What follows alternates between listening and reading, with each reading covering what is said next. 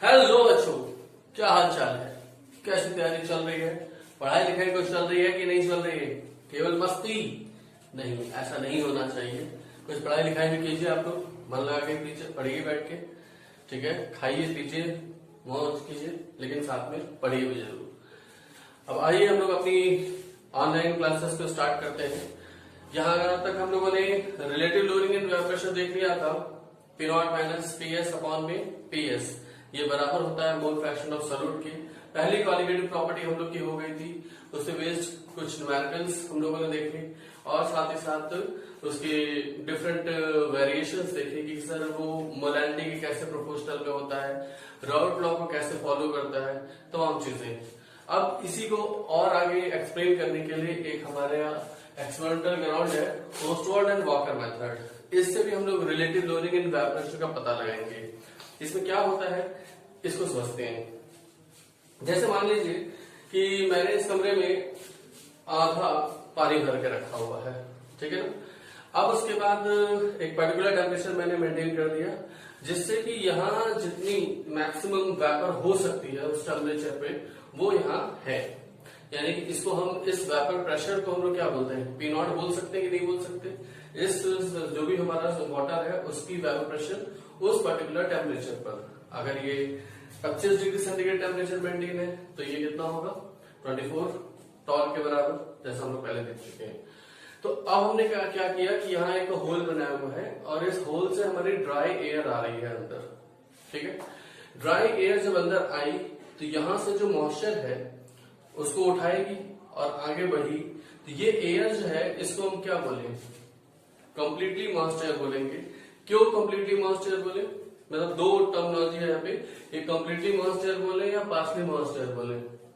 तो हम यहाँ पे इसको नाम देंगे कंप्लीटली मॉइस्चर का। क्यों कंप्लीटली बोल रहे हैं सर, पार्शल क्यों नहीं बोले? वो इसलिए क्योंकि सर यहाँ पर जितना वाटर मैक्सिमम हो सकता था वेपर फॉर्म में वो उस पर्टिकुलर टेम्परेचर पर यहाँ पे मौजूद है, ठीक है ना।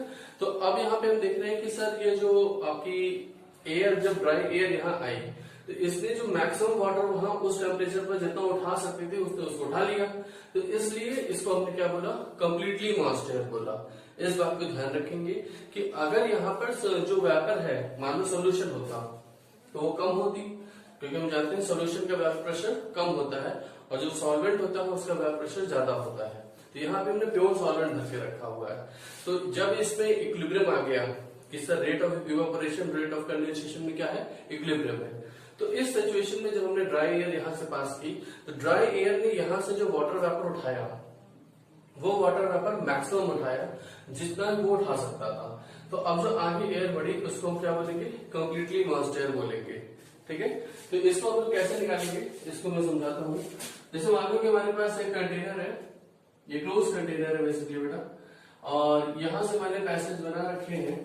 यहां से हमारी आ रही है ड्राई एयर, ठीक है, और यहाँ पे हमारा कोई पर्टिकुलर सॉल्वेंट भर रखा है, ठीक है, वो सॉल्वेंट है, ठीक है, प्योर सॉल्वेंट हम नाम दे देते हैं। तो यहां से सर जो आपको there is evaporation and condensation ये हो रहा था इसमें। जैसे ही ड्राई एयर इसमें एंटर की, इसने यहां से जो एयर है वो क्या हो गई बेटा, ये हो गई कंप्लीटली मॉइस्ट एयर, ठीक है, ये हो गई कंप्लीटली मॉइस्ट एयर। और इसने सर्टेन वाटर वेपर उठाया। वो कितना वेपर उठाएगी वो डिपेंड करता है कि सर इसका वेपर प्रेशर कितना है। तो यहाँ पर हमने माना हुआ है कि ये सर जो आपकी उड़ रही है ये है पी नॉट, ठीक है ना, ये है पी नॉट। तो सर यहाँ पे there is an equilibrium, rate of evaporation और रेट ऑफ कंडेंसेशन में इक्विलिब्रियम है।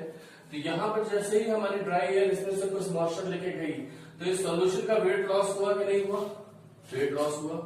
तो यहाँ पर हम लोग बोलेंगे कि वेट लॉस हुआ, और वेट लॉस जो है ये किसके प्रोपोर्शनल में होगा सर, सर यहाँ पे जो प्रेशर है वेपर प्रेशर उसके प्रोपोर्शनल में होगा, ठीक है ना।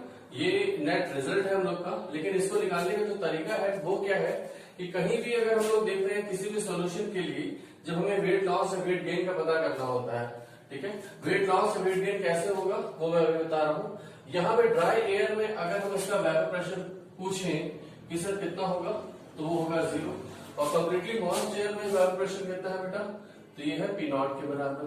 तो ये जो वेट लॉस और वेट गेन होता है वो इनके डिफरेंस के पता चलता है। तो ये डिफरेंस अगर आपका P नॉट यहाँ पे है फाइनल और इनिशियल कितना है 0, तो ये डिफरेंस कितना आया बेटा P नॉट के बराबर। तो ये वेट जो है वो लॉस हुआ या गेन हुआ, तो ये हम इसको वेट लॉस ही बोल रहे होंगे। आज समझिए वेट में जो चेंज है यहाँ पे हम लिख देते हैं वेट में change in weight, change in weight जो है ये P नॉट माइनस 0 के डिफरेंस इन वेपर प्रेशर का ये नतीजा होगा। यहाँ पे मैं लिख देता हूं डिफरेंस इन वेपर प्रेशर। चूंकि ये ज्यादा है और ये कम है तो P नॉट माइनस 0, तो यहां से हमें पता चला कि सर वेट लॉस हो रहा है कि गेन हो रहा है, तो ये वेट लॉस हुआ। आज समझ इसी का दूसरा एग्जांपल लेता हूं मैं कि सर सपोज करो कि हमारे पास एक क्लोज कंटेनर है और इसमें हमने पहले जो यहां से एयर ऐड कर रहा है, एयर है, इसका वेपर प्रेशर है P ठीक है, और यहां से जो वेपर निकल रही है ठीक है ना, उसका वेपर प्रेशर है PB ठीक है, और यहाँ एक पर्टिकुलर सॉल्यूशन भर रखा है मैंने, अभी सॉल्यूशन भर रखा है, सॉल्वेंट भर रखा है, अभी हम इसको डिस्कस नहीं कर रहे हैं ठीक है। अगर हम देख रहे हैं कि सर इफ PA की वैल्यू कम है और PB की वैल्यू ज्यादा है, तो बताओ यहां से लेके गया या छोड़ के गया। PA की वैल्यू कम थी, PB की वैल्यू ज्यादा थी, यानी कि जो एयर हमारी जा रही है वो एयर इसमें से वेट लेके गई, तो यहाँ वेट लॉस हुआ कि नहीं हुआ, यस सर वेट लॉस होगा। Weight loss is proportional to क्या हो जाएगा PB minus PA। Weight loss जो है वो किससे प्रोपोर्शनल होगा बेटा PB माइनस PA। अब हमने कहा कि सर इसी का एक दूसरा पहलू भी हो सकता है, वो क्या है कि अगर मान लो कि हमारे पास जो सॉल्यूशन कंटेनर है इसमें जो यहां से एयर ऐड कर रहे हैं इसका वेपर प्रेशर है सर PA, और यहां से जो एयर बाहर निकल रही है इसका वेपर प्रेशर है PB, और यहाँ पे एक पर्टिकुलर सॉल्यूशन भर रखा है मैंने। अब हम देख रहे हैं कि सर PA की वैल्यू ज्यादा है और PB की वैल्यू कम है। ऐसा भी तो केस हो सकता है कि यहाँ PB की वैल्यू ज्यादा थी, PA की वैल्यू कम थी, यहाँ PA की वैल्यू ज्यादा है, PB की वैल्यू कम। तो बताओ वेट लॉस हुआ या गेन हुआ, तो हम कहेंगे कि यहाँ वेट गेन हुआ। अब वेट गेन जो है सर ये किसके प्रोपोर्शनल में होगा, तो difference in vapour pressure PA minus PB, इनके डिफरेंस होगा। यहाँ पे भी वेट लॉस हुआ और वहां वेट गेन हुआ। अब अगर हमने कहा कि सर हमारा जो ये एक कंटेनर में हमने कुछ सब्सटेंस भर रखे हैं, और ये सब्सटेंस क्या है सर, ये सब्सटेंस है कुछ एनहाइड्रस सब्सटेंस ठीक है, और यहां से हमने एक ओपनिंग कर रखी है, यहां से हमारी मॉइस्ट एयर आ रही है, मॉइस्ट एयर आ रही है जिसका वेपर प्रेशर है सर PA ठीक है, और यहां से हमारा ये ड्राई एयर बाहर आ रही है, ड्राई एयर बाहर आ रही है, तो इसका वेपर प्रेशर कितना हो जाएगा 0।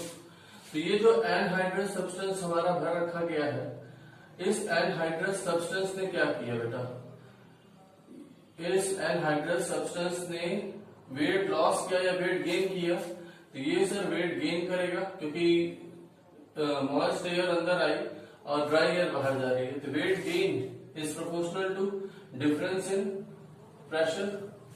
तो ये भी किसके बराबर प्रोपोर्शनल में है, PA के प्रोपोर्शनल में है। यहाँ पर जो एनहाइड्रस सब्सटेंस है ये कौन कौन से हो सकते हैं, इससे भी हम लोग को कभी कभी क्वेश्चन बना देते हैं, जैसे कंसेंट्रेटेड H2SO4 ले सकते हैं, डिहाइड्रेटिंग एजेंट होता है P2O5, उससे ज्यादा powerful dehydrating agent, silica gel ले सकते हैं ठीक है सर, एनहाइड्रस कैल्शियम क्लोराइड ले सकते हैं ये तमाम हमारे पास है। वैसे जो कायदे से यहाँ पे हम लोग यूज करते हैं वो एनहाइड्रस कैल्शियम क्लोराइड यूज करते हैं, ठीक है, बाय एक्सपेरिमेंट प्रोसेस, लेकिन बाकी कोई भी यूज किया जा सकता है। तो यहाँ पे हमने देखा कि सर वेट गेन हुआ है एनहाइड्रस सब्सटेंस का, जो कि प्रोपोर्शनल में है पीए के। यहाँ पर वेट लॉस हो रहा है सोल्यूशन, वेट गेन हुआ सोल्यूशन को, क्योंकि सर यहाँ ज्यादा वेपर प्रेशर थी, वहां कम थी। तो हो सकता है ना कि इसका वेपर प्रेशर कम हो, यहाँ से ज्यादा आ रहा हो, तो क्या हुआ, और वहां से जो निकल रहा है वो कम निकल रहा है। और यहाँ से एक चीज ये हो सकती है कि सर ये कम आ रहा है और ज्यादा जा रहा है, तो यहाँ पे क्या हुआ, वेट लॉस हुआ। आया आपको समझ में? अब ये 3 पॉसिबिलिटी है। अब हम लोग जो ओसवाल्ड एंड वॉकर प्रोसेस है सर, इससे कैसे एक्सप्लेन करते हैं वो हम एक्सप्लेन करने जा रहे हैं। मैं इसको रब कर रहा हूं। तो यहाँ पे हम लोगों ने देखा कि सर जैसे अभी हमने एग्जांपल लिया, वो एग्जांपल में क्या था कि हमने कमरे में सर्टेन लेवल तक पानी भरा था, और पानी भर के यहाँ पे जब ड्राई एयर पास किए तो यहाँ से जो ड्राई एयर आगे बढ़ी वो पूरा पूरा वाटर लेके गई, तो उसको कंप्लीटली मॉइस्ट एयर बोले, ठीक है। अब अगर मान लो कि सर हमने सॉल्यूशन, मतलब इसमें प्योर सॉलिड नहीं भर के हमने सॉल्यूशन भरा होता, तो सॉल्यूशन का वेपर प्रेशर उसी टेम्परेचर पर कम होता या ज्यादा होता, उसी टेम्परेचर पर। तो ज्यादा जाहिर सी बात है हम लोग relative lowering in vapour pressure पढ़ते ही इसलिए है कि सेम टेम्परेचर पे एक्सपेरिमेंट कर रहे हैं सर, सॉल्वेंट का ज्यादा होता है और सॉल्यूशन का वेपर प्रेशर कम होता है। तो जो सॉलिड भर रखा है, सॉल्यूशन भर रखा है सर, इसका वेपर प्रेशर कम है। फिर भी ड्राई एयर जब यहाँ से पास किए तो उसने यहाँ से कुछ ना कुछ तो वाटर वेपर एब्सॉर्ब करेगी। अब जो आगे एयर बढ़ी उसको हम क्या बोले, कंप्लीटली मॉइस्ट एयर या पार्शली मॉइस्ट एयर। तो अब हम लोग यहाँ पे इसको पार्शली मॉइस्ट एयर बोलेंगे। क्यों पार्शली बोलेंगे सर? क्योंकि सर उसने कुछ अमाउंट ऑफ सॉल्वेंट को ही उठाया है, पूरा पूरा सॉल्वेंट उसको जितना उस टेम्परेचर में मिलना चाहिए था उतना नहीं मिला हुआ है, तो वो पूरी तरीके से अभी मॉइस्ट नहीं हुई है। आया समझ में? तो यहाँ पर जो एयर आपके पास हुई उसको हमने पार्शली मॉइस्ट एयर बोला। अब मान लो कि इसके बाजू वाले कमरे में हमने अरेंजमेंट कर रखा है प्योर सॉल्वेंट का, ठीक है। तो प्योर सॉल्वेंट में से अगर ये मॉइस्ट एयर गई, प्योर सॉल्वेंट में से अभी हम लोगों ने वेट गेन का कॉन्सेप्ट देखा था और वेट लॉस का देखा था। तो यहाँ पे हमने देखा कि जो अब मान लो हम लोग बाजू वाले कमरे बैठे हैं, अब यहाँ पे हमने प्योर सॉल्वेंट भर रखा है, ठीक है। तो प्योर सॉल्वेंट की जो वेपर प्रेशर होगी वो तो मैक्सिमम होगी। अब यहाँ से जो एयर आई वो पार्शली मॉइस्ट एयर है, यानी कि उसमें कुछ ही अभी हद तक और वेट उठाने की कैपेबिलिटी है। तो यहाँ से वो कितना उठाएगी, कितना वेट लॉस होगा? क्या पूरा पूरा पी नॉट के मुताबिक उठा लेगी या डिफरेंस अमाउंट उठाएगी? तो आंसर क्या आ रहा है कि सर पीएस उतना उठा चुका है पीएस के मुताबिक, पी नॉट यहाँ मैक्सिमम है, तो पी नॉट माइनस पीएस का जो डिफरेंस है वो ही यहाँ से उठाएगी और फिर आगे बढ़ी। तो अब ये जो एयर आगे बढ़ी उसको हम क्या बोलेंगे, कंप्लीटली मॉइस्ट एयर बोलेंगे। इसको मैं समझाता हूँ फिगर से, ये वाला समझ में आ गया। तो अब हम इसमें चेंज कर देते हैं कि यहाँ पर हमने प्योर सॉल्वेंट ना भर के क्या भरा होगा, सॉल्यूशन भर रखा है, ठीक है। ये क्या है, सॉल्यूशन है। तो सॉल्यूशन है तो इसका वेपर प्रेशर कितना होगा, पीएस होगा, ठीक है ना। तो जो ये आपकी कंप्लीटली मॉइस्ट एयर लिखा है, ये कंप्लीटली होगा या पार्शियल होगा? तो ये होगा पार्शियल मॉइस्ट एयर, ठीक है। तो पार्शियल मॉइस्ट एयर का जो वेपर प्रेशर है वो कितना है बेटा, वो पीएस है। और यहां से कितना है, ड्राई एयर है तो पी जीरो है। तो वेट चेंज इन वेट जो होगा ये वेट लॉस ऑफ सोल्यूशन हुआ कि नहीं हुआ? तो वेट लॉस हुआ, वेट लॉस ऑफ सोल्यूशन हुआ। और ये सर किसके प्रोपोर्शनल में होगा? तो इसका प्रेशर माइनस इसका प्रेशर, तो पीएस माइनस जीरो यानी कि कितना हो गया, पीएस। ये चीज समझ में आया? वेट लॉस ऑफ सोल्यूशन जो होगा वो इतना होगा, ठीक। अब ये पार्शियल मॉइस्ट एयर है, इसको मैंने अरेंजमेंट कर रखा है आगे कि यहां पे हमारे पास ओपनिंग है और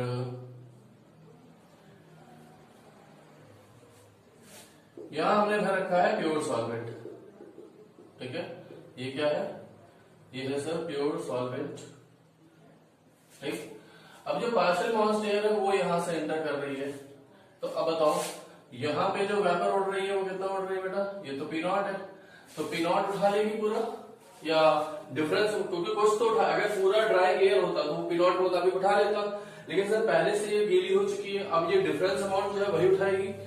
यहां से जो आपकी एयर बढ़ी आगे, इसको हम लोगों ने क्या नाम देंगे, इसको हम बोलेंगे completely moist air, completely moist air, ये बोला जाएगा। लेकिन सर यहां जो वेट लॉस होगा, वेट लॉस ऑफ सॉल्वेंट, ठीक है, प्योर नहीं लगा रहा मैं, प्योर हमें पता है, ये किसके प्रोपोर्शनल में होगा, तो सर यहां से आपका पी नॉट है, बोलो इसके बाद तो इसका वेपर प्रेशर कितना हो जाएगा, वेपर प्रेशर जो है इसका कितना हो जाएगा, पी नॉट हो जाएगा। पहले कितना था पीएस, हमने कहा कि इनके वेपर प्रेशर का डिफरेंस ही यहाँ पे आएगा, तो पीएस माइनस 0 किया तो पीएस आ गया। अब वहां पी नॉट है और यहाँ पीएस है, तो डिफरेंस कितना आएगा, पी नॉट माइनस पीएस, यही डिफरेंस आएगा जो यहाँ पे वेट लॉस ऑफ सॉल्वेंट हो रहा है, ठीक है। यहाँ वेट लॉस ऑफ सोल्यूशन को अगर हमने W1 कहा, वेट लॉस ऑफ सॉल्वेंट जो है इसको हमने W2 नाम दे दिया, ठीक। और अब इसके बाद हमने एक अरेंजमेंट कर रखा है कि सर यहां से हमने अपने ड्राई एयर को उसी एनहाइड्रस सब्सटेंस में से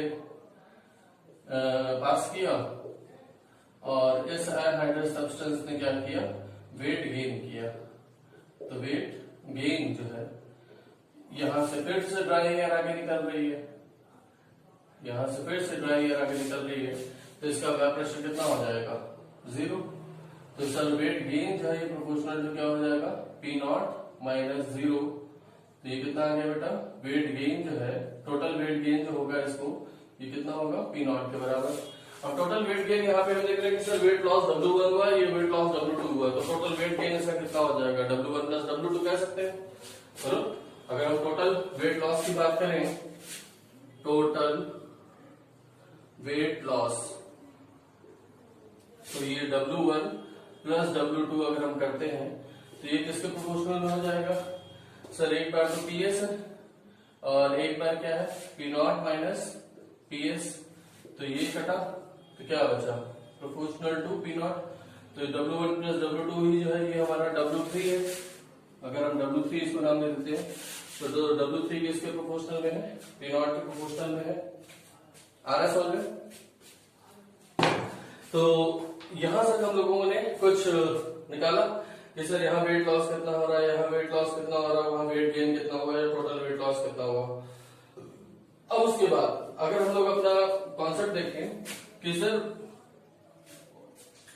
पी नॉट माइनस पीएस जो है, पी नॉट माइनस पीएस यहां पर है और यहां पे कितना बेटा, पीएस।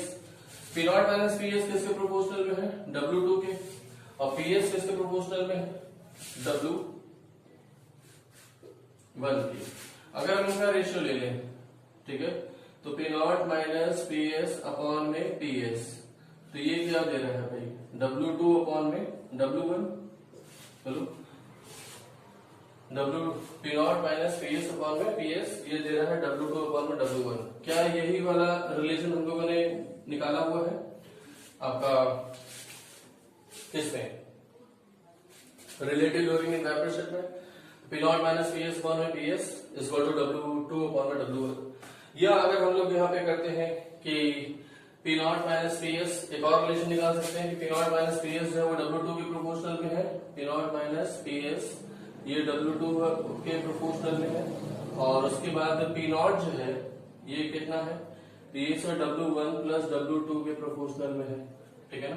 तो अगर हम इन दोनों को डिवाइड कर देते हैं तो यहां से आ जाएगा आपका कि P naught minus PS upon में पी नॉट, और ये बराबर हो जाएगा W2 अपॉन में W1 प्लस W2, या W3 लिख सकते हैं इसको, टोटल वेट लॉस, ठीक है ना। तो ये जो relative lowering in vapour pressure है वो चीज निकल के आ जा रही है, ठीक है ना।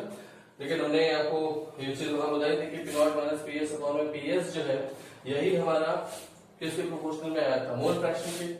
और मोल फ्रैक्शन को हम लोग क्या लिख सकते हैं बेटा, मोल फ्रैक्शन, या फिर पी नॉट माइनस, आप याद करें P naught minus PS upon PS पीछे क्या पढ़ा था हम लोगों ने, एन बी अपॉन में एन ए, याद करो, एन सोल्यूट अपॉन में एन सॉल्वेंट पढ़ के आ रहे हैं कि नहीं आ रहे हैं, पढ़ के आ रहे हैं।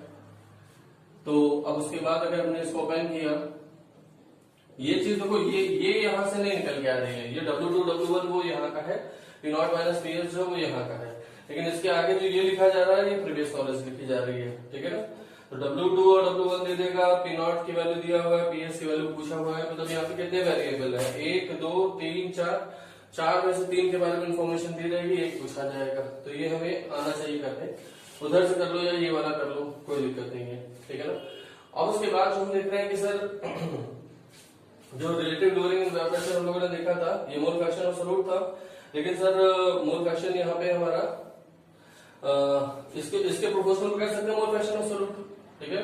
Relative lowering in vapour pressure NB upon में NB प्लस NA, यहाँ पे हम लोग क्या लिख सकते हैं, NB अपॉन में NB प्लस NA, ये चीज लिख सकते हैं, ठीक है।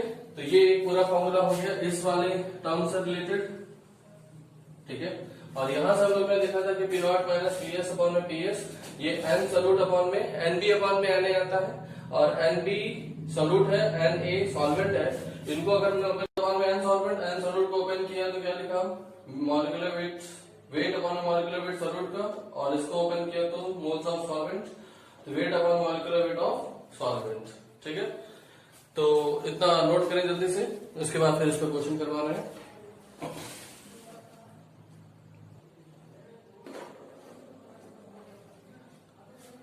अब यहाँ एक क्वेश्चन है बेटा कि हमारे पास 3 डिफरेंट सॉल्यूशन बनाए गए हैं। अब सॉल्यूशन का सॉल्वेंट क्या है ये चीज क्वेश्चन मेंशन नहीं है, फिगर बना दिया है और कह रहा है कि सर इनका नाम है ABC, ठीक है। ये A सॉल्यूशन है, B सॉल्यूशन है, C सॉल्यूशन है। अब यहाँ जो इसका वेपर प्रेशर है वो PA है, PB है, PC है, ये दे रखा है। और जाहिर सी बात है कि मैंने बताया कि जब इस सॉल्यूशन में से जब होकर गुजरेगा तो उसकी वेपर प्रेशर जो है उसके वेपर प्रेशर के बराबर हो जाएगा, ठीक है ना। तो यहाँ से जो निकलने वाला है वो PA है, यहाँ से निकलने वाला है PB है, और यहाँ से निकलने वाला PC है, इसके बराबर, इन सबके बराबर। अब यहाँ पे ड्राई एयर को जब भेजा गया है अंदर तो क्या सिचुएशन हो रही है कि सर यहाँ वेट लॉस हो रहा है, यहाँ वेट गेन हो रहा है, यहाँ वेट लॉस हो रहा है। तो हमें बता रहा है कि सर क्वेश्चन में कि order of PA PB PC क्या होगा, इन तीनों के जो वेपर प्रेशर है इनमें क्या ऑर्डर आएगा, पहला क्वेश्चन ये है। दूसरा कह रहा है कि सर अगर इसमें सॉल्यूट जो प्रेजेंट है, क्योंकि ये सॉल्यूशन है तो सॉल्यूट प्रेजेंट है, तो सॉल्यूट का ऑर्डर क्या होगा, ऑर्डर ऑफ सॉल्यूट, ठीक है। जबकि सॉल्वेंट का अमाउंट सब में सेम माना गया है, ठीक है। सॉल्यूट ज्यादा कहाँ है, सॉल्यूट कम कहाँ है, ये चीज बताना है। और अगर उसके बाद फिर तीसरा क्वेश्चन है कि सर उनमें सॉल्यूट में मोलर मास का क्या ऑर्डर होगा, ठीक है। ABC में मोलर मास ऑफ सॉल्यूट का क्या ऑर्डर है, कैसे करेंगे इसको देखते हैं। सबसे पहले हम लोग हमने कहा कि सर यहाँ वेट लॉस हो रहा है, पहले वाले में वेट लॉस जो है ये 4 ग्राम, ये प्रोपोर्शनल किसके होगा, PA माइनस 0, PA माइनस 0 की। तो यह हम कह सकते हैं कि 4 gram is proportional to PA, 4 gram is proportional to क्या हो गया बेटा, PA हो गया। फिर उसके बाद हम कहेंगे कि सर यहाँ वेट गेन हो रहा है, वेट गेन होने का मतलब क्या है कि ये ज्यादा होगा ये कम होगा तभी वेट गेन होगा। तो 1 ग्राम जो है ये किसके प्रोपोर्शनल में हो जाएगा सर, PA माइनस PB या PB माइनस PA। अब देखो यहीं पे सारी करामात यहीं पे है कि PA माइनस PB कर रहे हो या PB माइनस PA कर रहे हो। तो पहले हम लोग देख चुके कि अगर वेट गेन हो रहा है तो ये वाला प्रेशर ज्यादा होगा ये कम होगा, वेट लॉस हो रहा है तो ये वाला ज्यादा होगा ये कम होगा, ठीक है ना। अब अगले वाले सोल्यूशन में वेट लॉस हो रहा है तो 2 ग्राम का वेट लॉस है, तो यानी कि क्या हो गया कि PC ज्यादा और PB क्या है, PC माइनस PB कर रहे होंगे, ठीक है। लेकिन अगर हम यहाँ से अंदाजा लगाना चाहें कि सर PA 4 है, PA माइनस PB जो है 1 है, और PB माइनस PC जो है वो 2 के प्रोपोर्शनल में है, तो यहाँ से कोई ऑर्डर नहीं हमारा बन रहा है। तो हम लोगों ने लिखा कि PA 4 ग्राम के प्रोपोर्शनल में है। अगर 4 ग्राम यहाँ रखते हैं, PB निकालते हैं, तो 1 इधर गया, PB इधर आया, तो यहाँ से PB कितना आ जाएगा 4 माइनस 1, तो ये 3 ग्राम के प्रोपोर्शनल में हो जाएगा। एक्चुअली वो हम लोग यहाँ पे ना वेट और प्रेशर को रिलेट कर रहे हैं, तो इक्वल टू का साइन नहीं बना सकते, ये मजबूरी है हम लोग की। तो हम लोग यहाँ प्रोपोर्शनल का ही टर्म लेके चलते हैं कि या तो इसके उसके प्रोपोर्शनल कर लो या तो इसके प्रोपोर्शनल कर लो, कांस्टेंट बदल जाएगा जब आप प्रोपोर्शनलिटी कांस्टेंट लगाएंगे, लेकिन इतने हम लोग को सोचने की जरूरत नहीं है। तो यहाँ PA जो है 4 ग्राम के अगर प्रोपोर्शनल में है तो PB कितना आ जाएगा, तो PB इधर ले लो, 1 उधर माइनस करो, PA की वैल्यू कितना रख दिया 4, 4 माइनस 1 कितना हो गया 3, तो PB जो है 3 ग्राम का प्रोपोर्शनल है। अब PB 3 है तो PC कितना हो जाएगा, ये इधर जाके जोड़ दो, तो PC कितना हो गया, PC इज प्रोपोर्शनल टू 5 ग्राम। तो अब यहाँ से हम देख रहे हैं कि सर ये ऑर्डर आ गया कि नहीं आ गया, कि सबसे ज्यादा किसका है, PC है, 5 ग्राम के प्रोपोर्शनल में, पीए कितना है 4 ग्राम के प्रोपोर्शनल में, और पीबी जो है वो 3 ग्राम के प्रोपोर्शनल में। तो पहले क्वेश्चन का आंसर आया कि नहीं आया, बोलो भाई। तो order of PA BB PC आ गया सर, ठीक। अब उसके बाद कह रहा है कि ऑर्डर ऑफ सॉल्यूट क्या होगा एबीसी में अगर सॉल्वेंट का अमाउंट सेम है तो। अब यहाँ पे हम लोग को जो क्वेश्चन है वो सोचना पड़ेगा कुछ इस तरीके से कि सर अगर हम देख रहे हैं कि अमाउंट ऑफ सॉल्यूट अगर ज्यादा है, अमाउंट ऑफ सॉल्यूट ज्यादा है यानी मोल्स ऑफ सॉल्यूट ज्यादा है, तो मोल फ्रैक्शन क्या आएगा सॉल्यूट का, ज्यादा आएगा। अब ये हम जानते हैं कि सर ये सब जो सॉल्वेंट का वेपर प्रेशर है तो पीएस अकॉर्डिंग टू रॉल्ट आप लोगों ने पढ़ा था पीएस बराबर P not multiplied by x solvent पढ़ा था कि नहीं पढ़ा था, ठीक है ये चीज है। तो अगर हमने मोल ऑफ सॉल्यूट को कहा कि सर वो ज्यादा है तो मोल फ्रैक्शन ऑफ सॉल्यूट क्या आएगा, ज्यादा आएगा या कम आएगा। जाहिर सी बात है जब मोल ज्यादा होता है तो मोल फ्रैक्शन भी ज्यादा आएगा। मोल फ्रैक्शन अगर सॉल्यूट में ज्यादा हो गया तो मोल फ्रैक्शन सॉल्वेंट का क्या आएगा, कम आएगा, और सॉल्वेंट का मोल फ्रैक्शन कम होगा तो पीएस क्या आएगा, कम हो जाएगा। यानी कि यहाँ पर जो हमने पीएस का ही तो ऑर्डर है, ठीक है ना, इन दोनों सोल्यूशन में जो निकलने वाले वेपर है उनका ऑर्डर है। तो अगर हम देख रहे हैं पीएस की वैल्यू कम है, पीएस की वैल्यू कम है तो उसमें मोल ऑफ सॉल्यूट क्या हुआ, ज्यादा हुआ। तो ऑर्डर ऑफ सॉल्यूट जो है order of mole of solute कर देते हैं यहाँ पे, order of moles of solute, तो आपको कोई कंफ्यूजन नहीं होगी, ठीक है ना। तो मोल्स ऑफ सॉल्यूट का क्या ऑर्डर आ गया, तो हम देख रहे हैं कि सर जो आपका जिसका प्रेशर कम है उसमें मोल्स ऑफ सॉल्यूट क्या हो जाएगा, ज्यादा हो जाएगा। तो एन बी जो है वो ज्यादा है एन एच, और उसके बाद फिर एन सी, ये ऑर्डर आ जाएगा मोल्स ऑफ सॉल्यूट का, ठीक है। जबकि हमारा सॉल्वेंट का अमाउंट सब में सेम रखा गया है। फिर उसके बाद कह रहे हैं मोलर मास ऑफ सॉल्यूट का क्या ऑर्डर है। अब मोलर मास ऑफ सॉल्यूट अगर हमने कहा कि मोल किसी के ज्यादा है, यहाँ मोल ज्यादा है, अगर मोल ज्यादा है तो उसमें मोलर मास क्या होगा, कम होगा। अगर इसका वेट हम लोग सब में सेम देखे चले तो, ठीक है। तो यहाँ पे इसीलिए हमने वेट ऑफ सॉल्यूट का रिजल्ट में नहीं सोच रहे, हम लोग मोल्स ऑफ सॉल्यूट के रिजल्ट में सोचा गया। और उसके बाद फिर यहाँ मोलर मास की बात कर रहे हैं, तो अगर वेट सब में सेम रखे सॉल्यूट का तो उनमें मोल्स की क्या रिलेशन आएगा कि जिसके मोल ज्यादा है, mole is inversely proportional to क्या होगा, mole is inversely proportional to molar mass होता है for the same weight, for same mass of solute, ठीक है ना। सॉल्यूट के सेम मास के लिए अगर हम लोग ये चीज देखते हैं तो mole inversely proportional to molar mass है। अगर इसका मोल ज्यादा है तो इसका मोलर मास क्या हो गया, कम हो गया। तो एम बी जो है वो कम होगा, एम ए उससे ज्यादा होगा, और एम सी जो है वो सबसे ज्यादा होगा। तो ये तीसरे क्वेश्चन का आंसर हो गया, ये दूसरे क्वेश्चन का आंसर हो गया। कुछ आया सर में कैसे करना है। तो ये हम लोग की बस ओस्टवर्ड एंड वॉकर मेथड पे जो हमने छोटे से नॉलेज गेन की उसके बेसिस पे ये बड़ा सा क्वेश्चन, ठीक, नोट कीजिए जल्दी।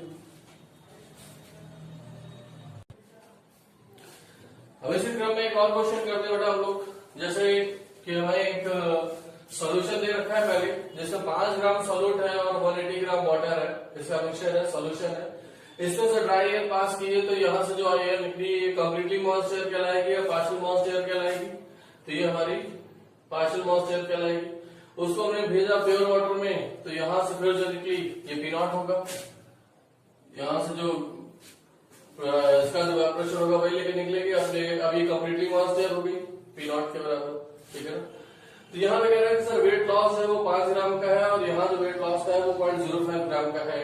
तो बताएं कि vapour pressure of the solution क्या है, ठीक है, relative lowering in vapour pressure क्या है, ये सॉल्यूट जो है इसका मोलर मास क्या है, ये मानते हुए कि ये सॉल्यूट जो है वो नॉन वोलेटाइल है, नॉन इलेक्ट्रोलाइट है, ठीक है, आई की वैल्यू वन लेके चल रहा है। करेंगे, पॉज कीजिए, सॉल्व करें इसको और फिर उसके बाद आंसर मिलाएं। कर लिया सबने, चलो अब हम देखते हैं यहाँ पे कि सर इसका सोल्यूशन क्या होगा।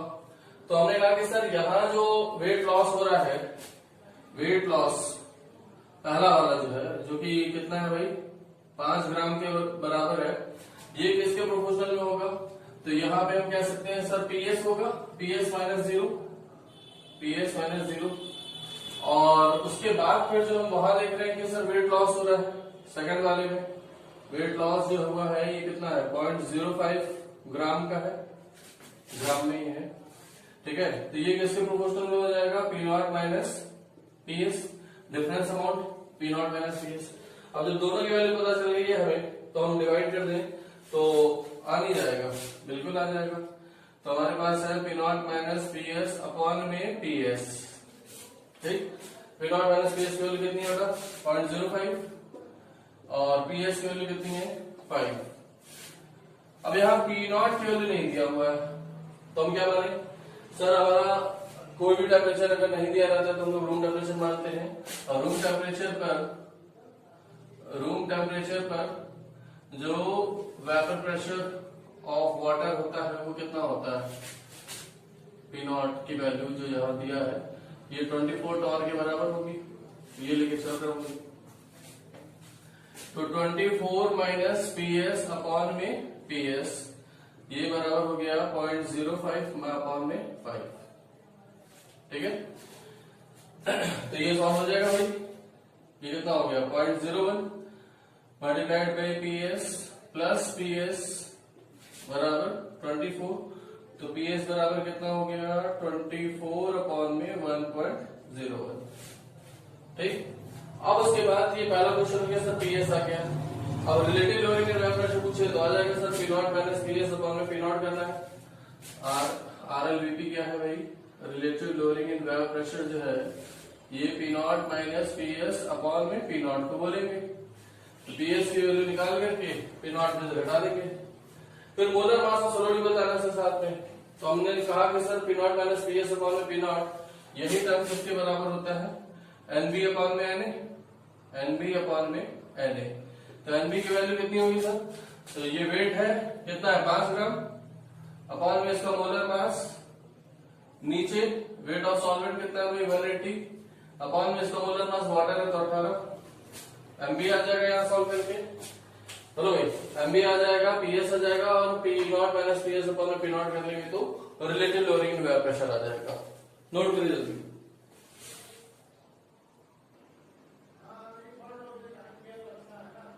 देखनी है वो है elevation in boiling point, elevation in boiling point. अब ये समझने के पहले हमें ये समझना जरूरी है कि सर बॉइलिंग पॉइंट क्या होता है, ठीक है। तो बॉइलिंग पॉइंट जो है सर, इसको डेफिनेशन में लिखवा दूंगा, लेकिन सबसे पहले बॉइलिंग पॉइंट क्या होता है ये समझना जरूरी है। जैसे अगर हम लोग लें कि हमारे पास वाटर का एग्जांपल लेते हैं, वाटर है, तो वाटर जो है अगर रूम टेम्परेचर पे यहाँ रखा हुआ है जैसे, ठीक है, तो वो क्या बॉइल कर रहा है, नहीं। बॉइलिंग क्या होती है और इवेपोरेशन क्या होता है, पहले हम लोग ये समझते हैं। बॉइलिंग जो है एक फिक्स टेम्परेचर पे होती है, ठीक है ना। बॉइलिंग पॉइंट हम उस टेम्परेचर को बोलते हैं जिस समय लिक्विड का जो वेपर प्रेशर है वो एटमॉस्फेरिक प्रेशर के बराबर हो जाए, ठीक है। याद कीजिए हम लोगों ने क्वेश्चन भी किया था जिसमें 100 डिग्री सेंटीग्रेड हुआ था, तो उस समय वाटर का जो वेपर प्रेशर लिया गया था वो एटमॉस्फेरिक प्रेशर के बराबर 760 टॉर लिया गया था, ठीक है। और अगर हमारा वो नहीं था तो हम लोगों ने नॉर्मली 24 टॉर लेके तमाम क्वेश्चन लगाए। तो यहाँ पे हम लोग देख रहे हैं कि सर जो बॉइलिंग पॉइंट है वो वाटर का फिक्स है, और जो कि 100 डिग्री सेंटीग्रेड पर आपका एटमॉस्फेरिक प्रेशर के बराबर होगा। यानी कि बॉइलिंग पॉइंट का डेफिनेशन क्या देंगे हम लोग कि ऐसा टेम्परेचर जिसपे लिक्विड का वेपर प्रेशर एटमॉस्फेरिक प्रेशर के बराबर हो जाए। इट डजंट मीन कि सर वो वाटर ही है, कोई भी लिक्विड हो, लेकिन अगर उसका वेपर प्रेशर एटमॉस्फेरिक प्रेशर के बराबर हो जा रहा है, तो जिस टेम्परेचर पर ये बराबर होगा उसको हम क्या बोलेंगे, boiling point of that liquid. Water case में ये होता है 100 डिग्री सेंटीग्रेड। लेकिन अगर हम इवेपोरेशन की बात करें, तो इवेपोरेशन तो हर टेम्परेचर पर हो रहा है, चाहे वो 10 हो, 20 हो, 30, 40, 50 कुछ भी हो, उन सब पे इवेपोरेशन हो रहा है। लेकिन बॉइलिंग जो है वो फिक्स टेम्परेचर पे होता है, ठीक है। बॉइलिंग कराने के लिए सर हमें एक्सटर्नल फोर्स की जरूरत होती है, एक्सटर्नल एजेंट की जरूरत होती है, हम कह सकते हैं। जैसे कि हमने हीट जब तक नहीं सप्लाई करेंगे वाटर को इतना, तब तक वो बॉइल नहीं कर रहा होगा। लेकिन इवेपोरेशन के लिए हमें एक्सटर्नल एजेंट की जरूरत नहीं है, हमें हीटिंग करने की कोई जरूरत नहीं है। हम नॉर्मल टेम्परेचर पे भी देखते हैं कि इवेपोरेशन हो रहा है।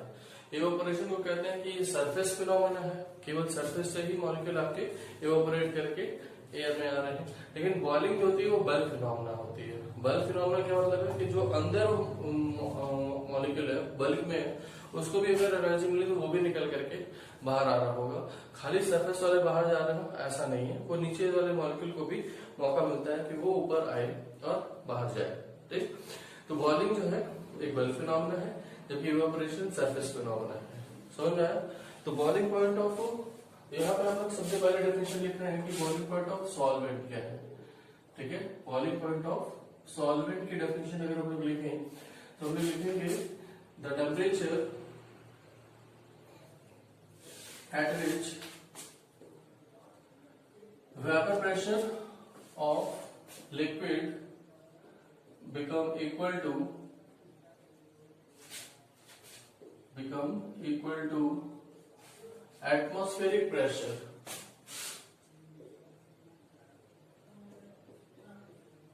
ठीक है, एटमॉस्फेरिक प्रेशर के बराबर हो जाए उसको हम क्या बोलेंगे, बॉइलिंग पॉइंट ऑफ सॉल्वेंट बोलेंगे। तो at boiling point vapour pressure of liquid is equal to atmospheric pressure, और एटमॉस्फेरिक प्रेशर हम लोग कितना लेते हैं, वो 1 atm होता है या 760 टॉर। ठीक है, प्रेशर की यूनिट में एक रिलेशन है, वो भी हम लोग यहाँ पे याद कर लें तो बेटर है, क्योंकि अगर हमें कहीं प्रेशर की यूनिट में ही फंसा दिया तो हम लोग का क्वेश्चन नहीं सॉल्व हो रहा होगा।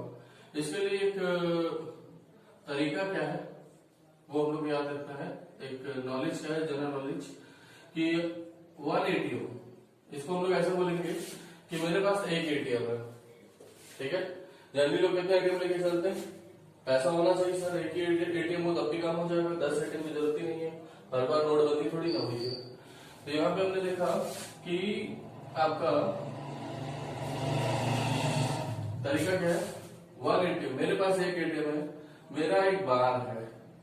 ठीक है, अभी याद करने का तरीका बता रहा हूँ, मेरे पास 1 ATM है, मेरा एक बार है, मेरे 760 टावर है।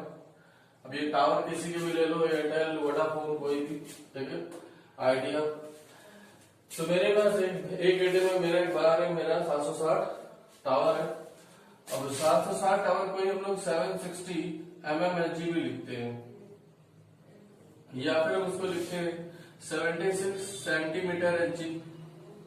ठीक है, या फिर हम उसको लिखते हैं 1 into 10⁵ पास्कल, या फिर हम लिखते हैं 1 into 10⁵ न्यूटन पर मीटर स्क्वायर। ये तमाम प्रेशर की यूनिट है, और ये सब प्रेशर की यूनिट जो है वो 1 ATM के बराबर है। ठीक है, लेकिन यहाँ पे एक अप्रोक्सीमेशन लिया गया है कि ये वाला 1 सर एक्चुअली 1.013 है, ये वाला 1 और ये वाला 1 सब क्या है 1.013। लेकिन 0.013 हम रखे ना रखे हमारी कैलकुलेशन में कोई फर्क नहीं पड़ रहा होगा, इस वजह से हम लोगों ने यहाँ पे 1 ही लेके चल रहे हैं। ठीक है, 1 ATM 1 बार के एग्जैक्टली बराबर नहीं होता है। आई रिपीट, 1 ATM 1 बार के एग्जैक्टली बराबर नहीं है, लेकिन अप्रोक्सीमेशन हम लोग एक ATM को एक बार ले सकते हैं। ठीक है ना, तो अगर हमारा प्रेशर की यूनिट जो है इनमें से कोई यूज करता है तो हमें कन्वर्जन आना चाहिए सर कैसे करना है। तो हम लोग की जो बेसिकली जो यूनिट है वो 760 टॉर वाली यूनिट है, वही हम लोग लेकर चल रहे होंगे, लेकिन ये रिलेशन है, इसको हमें ध्यान रखना है। नोट कर लिया होगा इसको आप लोगों ने, इसका वैसे जरूरत नहीं है तो मैं अभी यहाँ पे इसको हटा रहा हूँ, इसको नोट कर लें, इसको याद कर लेंगे सब लोग। ठीक है, और यही तरीका याद रखेंगे कि मेरे पास 1 ATM है, मेरा एक बार है, मेरे 760 टावर है, 760 mmHg, 76 सेंटीमीटर Hg, और 1 into 10⁵ पास्कल, 1 into 10⁵ न्यूटन पर मीटर स्क्वायर। ठीक है, तो ये चीज हो जाएगी। चल, ये जो कन्वर्जन है इंटर कन्वर्जन यूनिट का, ये फिजिक्स में भी काम आता है, केमिस्ट्री में भी काम आता है। इवन ऑस्मोटिक प्रेशर आपका बायोलॉजी में भी टर्म यूज होता है, और प्रेशर ही है वो तो ATM बार किसी में मेजर कर सकते हैं, तो वहां पर भी कर सकते हैं, बायोलॉजी में भी काउंट होता है। ठीक है, तो ये हमने देखा कि sir boiling point of solvent क्या है, तो temperature at which vapour pressure of liquid become equal to the atmospheric pressure, और एटमॉस्फेरिक प्रेशर हमारा 1 ATM का है। जो हम लोग ग्राउंड लेवल पे हम लोग जहाँ पे हैं सी लेवल पे वो 1 atm है, और इस वजह से प्रेशर ऑफ लिक्विड जो है जब वो 1 atm के बराबर हो जाएगा तो हम क्या करेंगे, लिक्विड बॉईल कर रहा होगा। ठीक है, अगर हम लोग जैसे एक क्वेश्चन में पूछा जाता है कि सर हम लोग अपनी सब्जियों को लेकर के अगर हिल्स पे गए और वहां ओपन पैन में पका रहे हैं उसको, तो वो देर में पकती है जबकि यहाँ पर वो जल्दी पक जाती है, तो इसका रीजन क्या होगा बताइए, सोचिए। क्वेश्चन पढ़ा होगा सभी लोगों ने, नहीं पढ़ा है तो कोई बात नहीं, अब मैं पढ़ा रहा हूँ उसको सुनिए कि हिल्स पे सब्जियां जो है वो दाल जो है वो जल्दी पक जाती, देर में पकती है हिल्स पे, लेकिन प्लेन्स पे वो जल्दी पक जाती है। तो इसका क्या रीजन है? तो हम लोगों ने देखा कि सर प्लेन्स पे जो प्रेशर है वो 1 atm का है, जैसे जैसे हम ऊपर जाते हैं तो एयर प्रेशर जो है वो कम होता जाता है। याद करो हम लोगों ने पढ़ा था एप्लीकेशन ऑफ हेनरीज लॉ में कि सर हिल्स पे जाने पर वो एनॉक्सिया हो जाती है। ठीक है, ऑक्सीजन कंटेंट कम हो जाता है, एयर प्रेशर ही कम है तो ऑक्सीजन कंटेंट भी कम हो जाता है, जिससे एनॉक्सिया हो जाता है। ठीक, ऊपर जाने में प्रेशर कम हो रहा है, नीचे सी पे अगर अंदर गए तो सर प्रेशर बढ़ रहा है, वहां बेंड्स डिजीज हो जा रही है, दोनों ही तरफ जाने में खतरा है, नीचे जाने में बेंड्स डिजीज हो जा रही है और ऊपर जाने पर एनॉक्सिया हो जा रहा है। ठीक, तो यहाँ पर हमने देखा कि सर क्या है कि यहाँ पर प्रेशर जो है 1 atm का है, तो 1 atm वाटर के केस में अगर हम देखें तो कितने डिग्री सेंटीग्रेड पर आएगा, 100 डिग्री सेंटीग्रेड पर।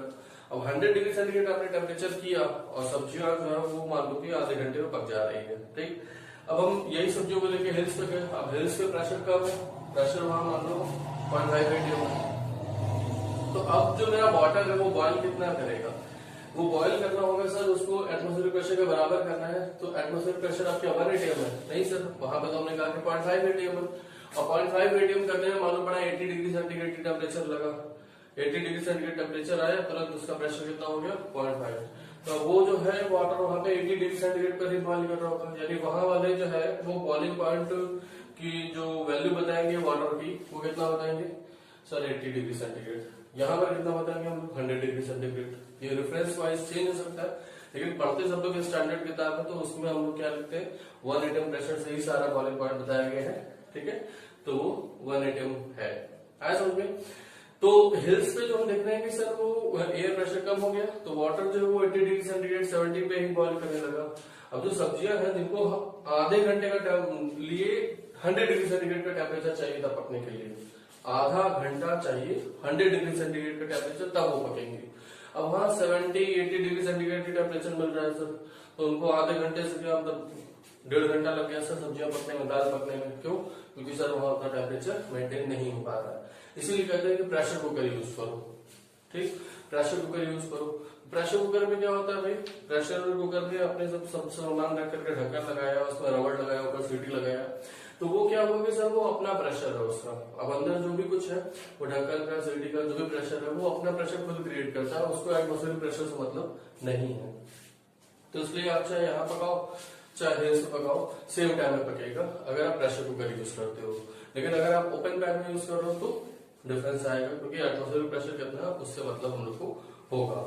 तो यहाँ पे बॉइलिंग पॉइंट ऑफ सॉल्वेंट समझ में आया भाई, ये चीज है। अगर उसका ग्राफ बनाए तो ग्राफ कैसा दिखेगा, इसका ग्राफ कुछ ऐसा आएगा कि सर ये है प्योर सॉल्वेंट है सर हमारे पास, प्योर सॉल्वेंट है, ठीक है, और ये पहुंचा है सर यहां तक,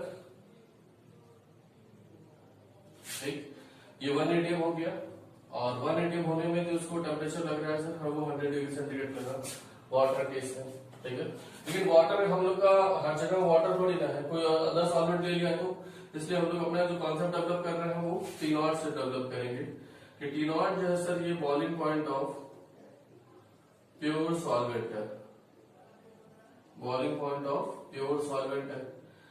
अब अगर हमने बात की कि सर ये सॉल्वेंट के लिए नहीं, अब बॉइलिंग पॉइंट ऑफ सॉल्यूशन बताइए, अगली गाड़ी में अगर बनाए कि बॉइलिंग पॉइंट ऑफ सॉल्यूशन क्या होगा, तो सॉल्यूशन जो है ये क्या है भाई, सॉल्यूशन में हमारा नॉन वोलेटाइल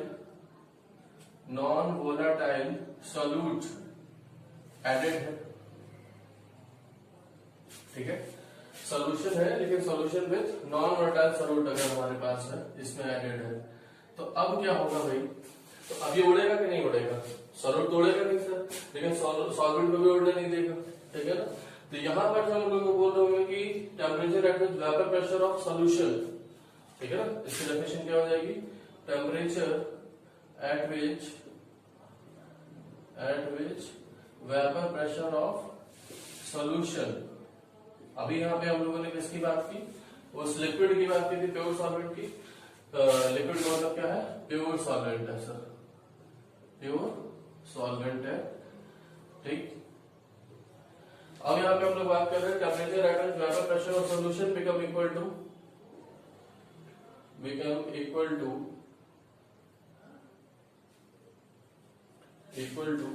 एटमॉस्फेरिक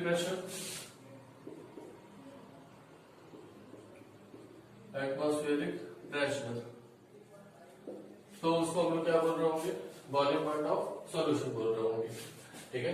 तो अगर हम इसका पिक्चर दें कि सॉल्यूशन जो है वो ज्यादा उड़ रहा है कि कम उड़ रहा है, तो हम जानते हैं पीएच की वैल्यू से हमारी कम होती है, पी नॉट की वैल्यू ज्यादा होती है। तो हर टेम्परेचर पर ये चीज मिलेगी या कहीं कहीं पे हर टेम्परेचर पर ये चीज होगा सर कि पी नॉट की वैल्यू ज्यादा होगी और पीएच की वैल्यू कम होगी। तो इसका अगर हम लोग ग्राफ प्लॉट करेंगे तो ग्राफ जो है वो कैसा आएगा कि सर कुछ ऐसा आएगा, यानी कि अगर हम आगे ना बढ़ाएं तो हमने देखा कि सर जो सॉल्यूशन है ये क्या है भाई, फॉर सॉल्यूशन का जो वेपर प्रेशर है उस टेम्परेचर टी नॉट पर, जबकि प्योर सॉल्वेंट 180 के बराबर है, वो क्या 180 पहुंचा कि 180 से कम है, 180 से कम है, उतना नहीं पहुंचा सर। तो हमने कहा कि सर इसका टेम्परेचर और बढ़ाओ और गर्माओ और गर्माओ और गर्माओ और गर्माओ, तो हमने देखा कि सर ये भी कितना हो गया, 180 हो गया। तो इसके करस्पॉन्डिंग जो टेम्परेचर होगा टीएस, इसको हम लोग क्या बोलेंगे, बॉइलिंग पॉइंट ऑफ सॉल्यूशन बोलेंगे। इसको क्या बोलेंगे बेटा, बॉइलिंग पॉइंट ऑफ सॉल्यूशन। अब सॉल्यूशन और सॉल्वेंट में कौन ज्यादा है, टीएस ज्यादा है, इसका टी नॉट क्या है, कम। तो टीएस की वैल्यू हमेशा ही क्या होती है, टी नॉट से ज्यादा होगी, ठीक है। तो टीएस में से जब हमने टी नॉट घटाया तो पता चला हमारा कि सर कितने से टेम्परेचर बढ़ा है, कितने किस यूनिट में, मतलब डिग्री सेंटीग्रेड में या केल्विन में जो भी हो, कितना डिफरेंस आ रहा है, कितने से टेम्परेचर बढ़ा है। तो यही जो डेल्टा टी है यही हमारी हेडिंग है, क्या है, elevation in boiling point, elevation in boiling point. और यही हमारी क्या है बेटा, एक कॉलिगेटिव प्रॉपर्टी है, यही हमारी एक कॉलिगेटिव प्रॉपर्टी है। तो अगर हमसे टीएस निकालने के लिए कहा जाए तो हम क्या करेंगे कि टी नॉट उधर ले गए सर और उसमें डेल्टा टी भी ऐड कर दिया, ठीक है। टीएस क्या है सर, ये है बॉइलिंग पॉइंट ऑफ सॉल्यूशन, ये क्या है, बॉइलिंग पॉइंट ऑफ सॉल्यूशन है। तो सॉल्यूशन का जो बॉइलिंग पॉइंट है वो T not plus delta TV है। डेल्टा टीवी की वैल्यू अगर ज्यादा होगी तो टीएस की वैल्यू ज्यादा होगी कि कम होगी, एक सर्टेन वैल्यू ऐड कर रहे हो, टी नॉट तो ऐड कर रहे हो, तो अगर डेल्टा टीवी ज्यादा हुआ तो टीएस क्या होगा, ज्यादा होगा। तो यहाँ पे हम लिख सकते हैं कि इफ डेल्टा टीवी की वैल्यू ज्यादा है तो टीएस की वैल्यू क्या होगी, ज्यादा होगी, टीएस की वैल्यू ज्यादा होगी। यानी कि हम कह सकते हैं सर कि 4 सॉल्यूशन के लिए, याद करो हमने क्वेश्चन कराया था, 4 सॉल्यूशन के लिए कॉलिगेटिव प्रॉपर्टी का कोई ऑर्डर आया, एबीसीडी थे तो उसके लिए हम लोगों ने याद करो क्या लिखा था, बीसीडी माना था। तो कोई ऑर्डर आया तो वही ऑर्डर जो है वो टीएस का ऑर्डर होगा, ठीक है। बॉइलिंग पॉइंट ऑफ सॉल्यूशन का सीक्वेंस सेम होता है एज कॉलिगेटिव प्रॉपर्टी का सीक्वेंस, क्योंकि फिक्स्ड क्वांटिटी सब में ऐड कर रहे हैं, एक फिक्स्ड क्वांटिटी सब में ऐड कर रहे हैं। तो ये boiling point of elevation in boiling point जो कि कॉलिगेटिव प्रॉपर्टी है उसका सीक्वेंस अगर हम निकालते हैं कहीं तो वही सीक्वेंस किसका आएगा, बॉइलिंग पॉइंट ऑफ सॉल्यूशन का आएगा, क्योंकि सर एक fixed quantity delta T not की वैल्यू सब में ही ऐड करनी पड़ रही है, ठीक है। तो यहाँ पे हम लोग अगर लिखना चाहें तो लिख सकते हैं कि sequence of boiling point of solution, ठीक है, is same as sequence of elevation in boiling point, elevation in boiling point जो कि हमारा एक कॉलिगेटिव प्रॉपर्टी है। तो कॉलिगेटिव प्रॉपर्टी का जो सीक्वेंस है वही सीक्वेंस हमारा क्या रहेगा, बॉइलिंग पॉइंट का रहेगा, क्योंकि सर उसमें फिक्स्ड क्वांटिटी ऐड कर रहे हैं। यहां तक कोई दिक्कत? चलो आगे बढ़ते हैं, कॉन्सेप्ट को आगे बढ़ाते हैं। अब उसके बाद हमने देखा कि सर जो रख करते हैं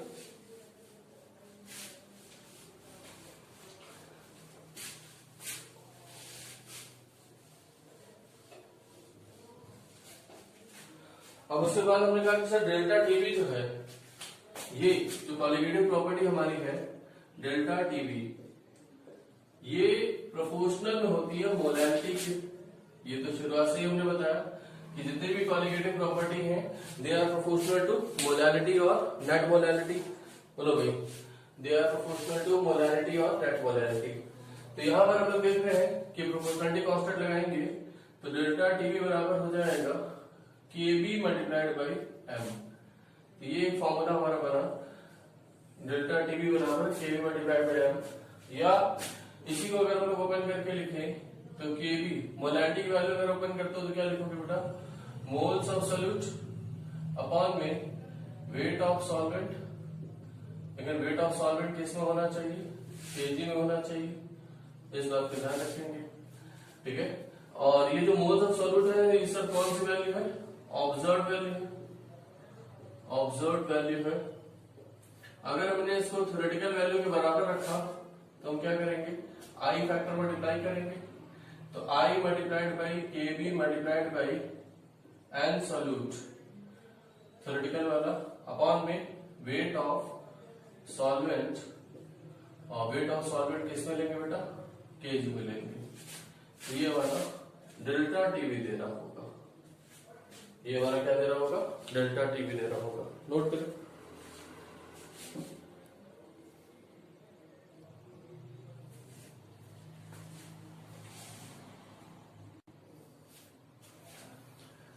अब इसके आगे बेटा KB जो है उसको हम लोग क्या बोलते हैं, KB जो है ये होता है मोलर एलिवेशन कांस्टेंट।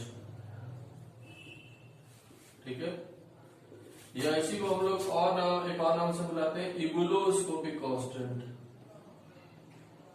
इबुलोस्कोपिक कांस्टेंट। ठीक, आया समझ में। अब अगर हम KB की वैल्यू कभी कभी निकालने के लिए क्या देता है तो उसके लिए एक फॉर्मूला होता है RT नॉट स्क्वायर अपॉन में 1000 LV, और LV को अगर हम लोग ओपन करके लिखते हैं तो आता है RT नॉट स्क्वायर अपॉन में 1000 डेल्टा HV, और ऊपर गया मोलर मास। ठीक है, डेल्टा HV का हमारे पास रिलेशन है कि डेल्टा HV बराबर क्या होता है, M इंटू LV होता है। तो LV की जगह अगर हम लोगों ने डेल्टा HV के टर्म में लिखा तो अपॉन में M कर रहे होंगे। यहाँ पर सर R की जो यूनिट है, मतलब एक टर्म हमारा MK सिस्टम में, सीजी सिस्टम में जो यूनिट है वो हम लोग याद रखती है। R की वैल्यू अगर हम लोग 8.314 रखते हैं तो जूल पर मोल पर केल्विन होगा। बॉइलिंग पॉइंट को केल्विन में ही रखना है दोनों जगह पे। लैटेंट हीट जो है वो हमारी ग्राम पर जूल पर ग्राम होगी। डेल्टा HV जो है वो एंथैल्पी चेंज है, ये जूल पर मोल में होगा। मोलर मास तो ग्राम पर मोल में होता ही है। तो चाहे आप इधर से सॉल्व करें चाहे उधर से सॉल्व करें, केवी की जो यूनिट है वो केल्विन केजी पर मोल में आएगी, केल्विन केजी पर मोल में। लेकिन अगर हम लोग ने आर की वैल्यू कैलोरी में रखी तो डेल्टा HV और LV दोनों हमारे कैलोरी पर ग्राम पर मोल में हो जाएंगे। ठीक है, इस बात का ध्यान रखना है। हो जाएगा भाई। तो ये चीजें हम लोग की आपकी इतनी हो गई एलिवेशन इन बॉइलिंग पॉइंट के लिए। नोट करें फटाफट।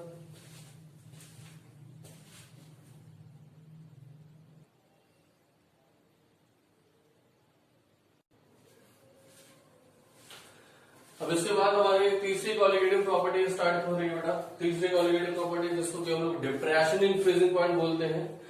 तो डिप्रेशन इन फ्रीजिंग पॉइंट क्या होता है, ठीक। तो यहाँ पे हम लोग देख रहे हैं कि सर इसके लिए हमें सबसे पहले जरूरी है कि सर फ्रीजिंग पॉइंट की डेफिनेशन हमें क्लियर होनी चाहिए कि फ्रीजिंग पॉइंट क्या होता है। तो ये एक ऐसा टेम्परेचर है जिस पर कोई लिक्विड सॉल्वेंट जो है वो अपने सॉलिड फेज में कन्वर्ट हो जाए, वही सॉलिड सॉल्वेंट जो है वो बन जाए, ठीक है। और जिस पॉइंट पर ये कन्वर्ट होना शुरू होता है उस टेम्परेचर को हम लोग क्या बोलते हैं, freezing point of pure solvent बोलते हैं, ठीक है। अगर उसके लिए ग्राफ बनाते हैं तो ग्राफ से थोड़ा हम लोग को ज्यादा अच्छे समझ में आएगा कि सर ये कुछ ऐसा हमारे पास ट्रांजिशन है, जैसे सपोज करो कि यहाँ पर हमारे पास लिक्विड सॉल्वेंट है और ये हमारा हो गया सॉलिड सॉल्वेंट है, ठीक है। तो इसके यहाँ पर हम देख रहे हैं कि वेपर प्रेशर और टेम्परेचर के बीच में ग्राफ खींचा जा रहा है। तो यहाँ पर हमें एक टेम्परेचर ऐसा मिल रहा है जिस पर इन दोनों का वेपर प्रेशर क्या है, सेम है, ठीक है।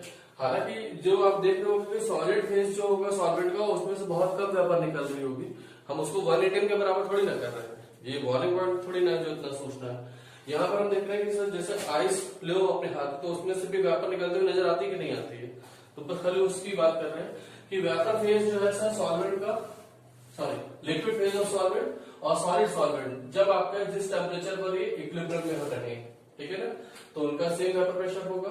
तो ऐसे कंडीशन में हमारा जो टेम्परेचर है इसको हम लोग क्या बोल रहे हैं बेटा, इसको हम लोग बोल रहे होंगे freezing point of pure solvent, ठीक है। इसको हम लोग फ्रीजिंग पॉइंट दे रहे होंगे प्योर सॉल्वेंट का, ठीक। तो temperature at which solid and liquid are in equilibrium and they have same vapour pressure, ठीक, इक्विलिब्रियम में आ जाए। अब अगर हम बात करते हैं सर सॉल्यूशन की, ठीक है, फ्रीजिंग पॉइंट ये था हमारा for freezing point of solvent, ये था सॉल्वेंट के लिए। लेकिन अगर हम बात करें सॉल्यूशन की, तो सॉल्यूशन का हम लोग जानते हैं वेपर प्रेशर हर टेम्परेचर पर सॉल्वेंट के नीचे ही होगा, तो ये हमारा सॉल्यूशन है। और सॉल्यूशन में क्या क्या कंपोनेंट है सर, सॉल्यूशन में दो चीजें हैं, सॉल्वेंट और non volatile solute, non volatile solute.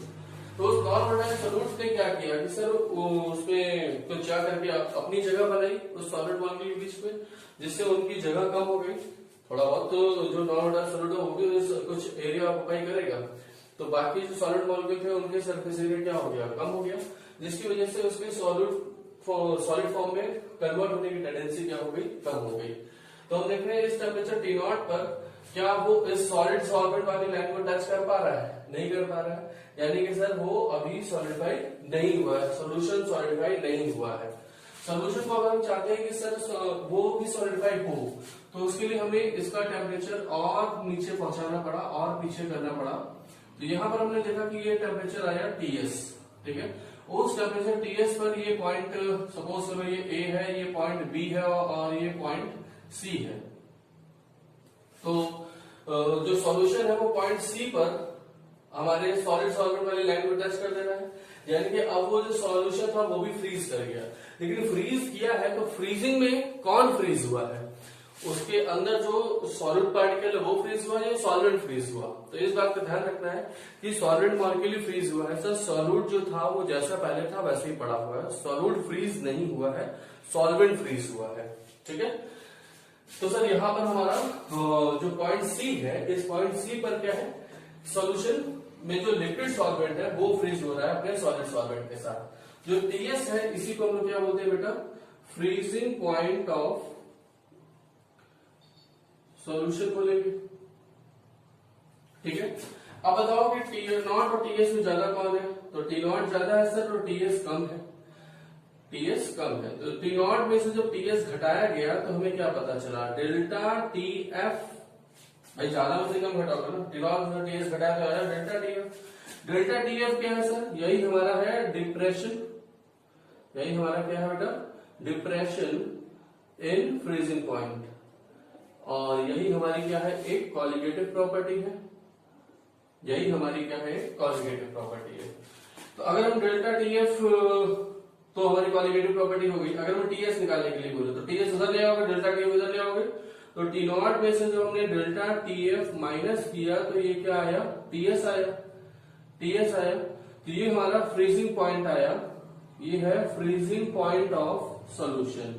अगर हमसे फ्रीजिंग पॉइंट ऑफ सॉल्यूशन पूछा गया है तो पहले तो हमें डेल्टा टीएफ निकालना है और उस डेल्टा टीएफ की वैल्यू को टी नॉट में से माइनस कर रहे होंगे। माइनस करने पर फिर आपका जो वैल्यू आएगी वो टीएस की वैल्यू आएगी। अब अगर मान लो कि सर हमने कहा कि डेल्टा टीएफ की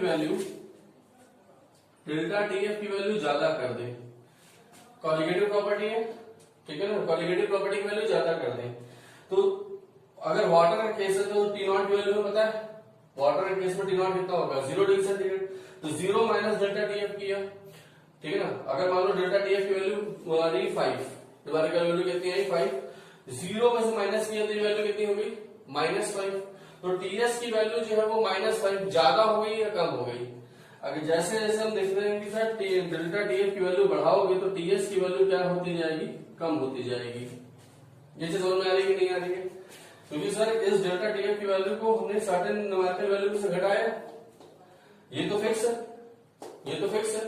0 में से सपोज करो हमने 1 घटाया तो कितना आया -1, 0 में से 2 घटाया कितना आया -2, 0 में से 5 घटाया कितना आया -5। अब अगर हम -1 बढ़ाया -5 बढ़ाया, -1 बढ़ाया -5 क्या हो गया, कम हो गया। लेकिन अगर वो 1, 2 और 5 जो हमने माना था डेल्टा टीएफ की वैल्यू, तो 1 to 5 में ज्यादा कौन है, तो 5 ज्यादा है।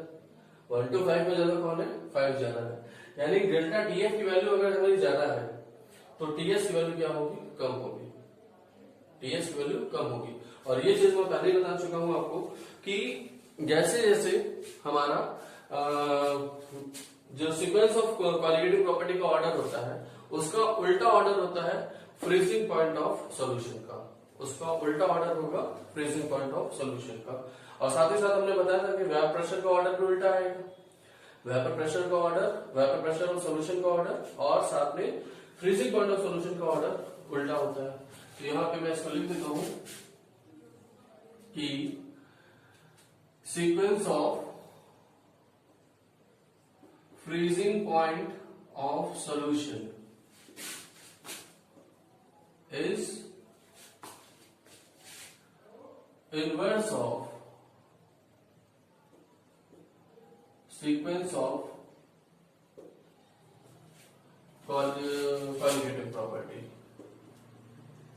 colligative property, या फिर हम लोग कह सकते हैं कि depression in freezing point, depression in freezing point.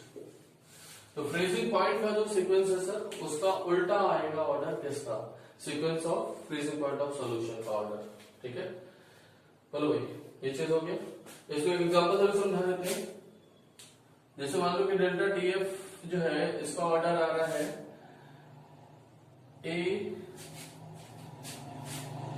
ABCD 4 solution है, ऐसे ले लो कि एबीसी लेते हैं।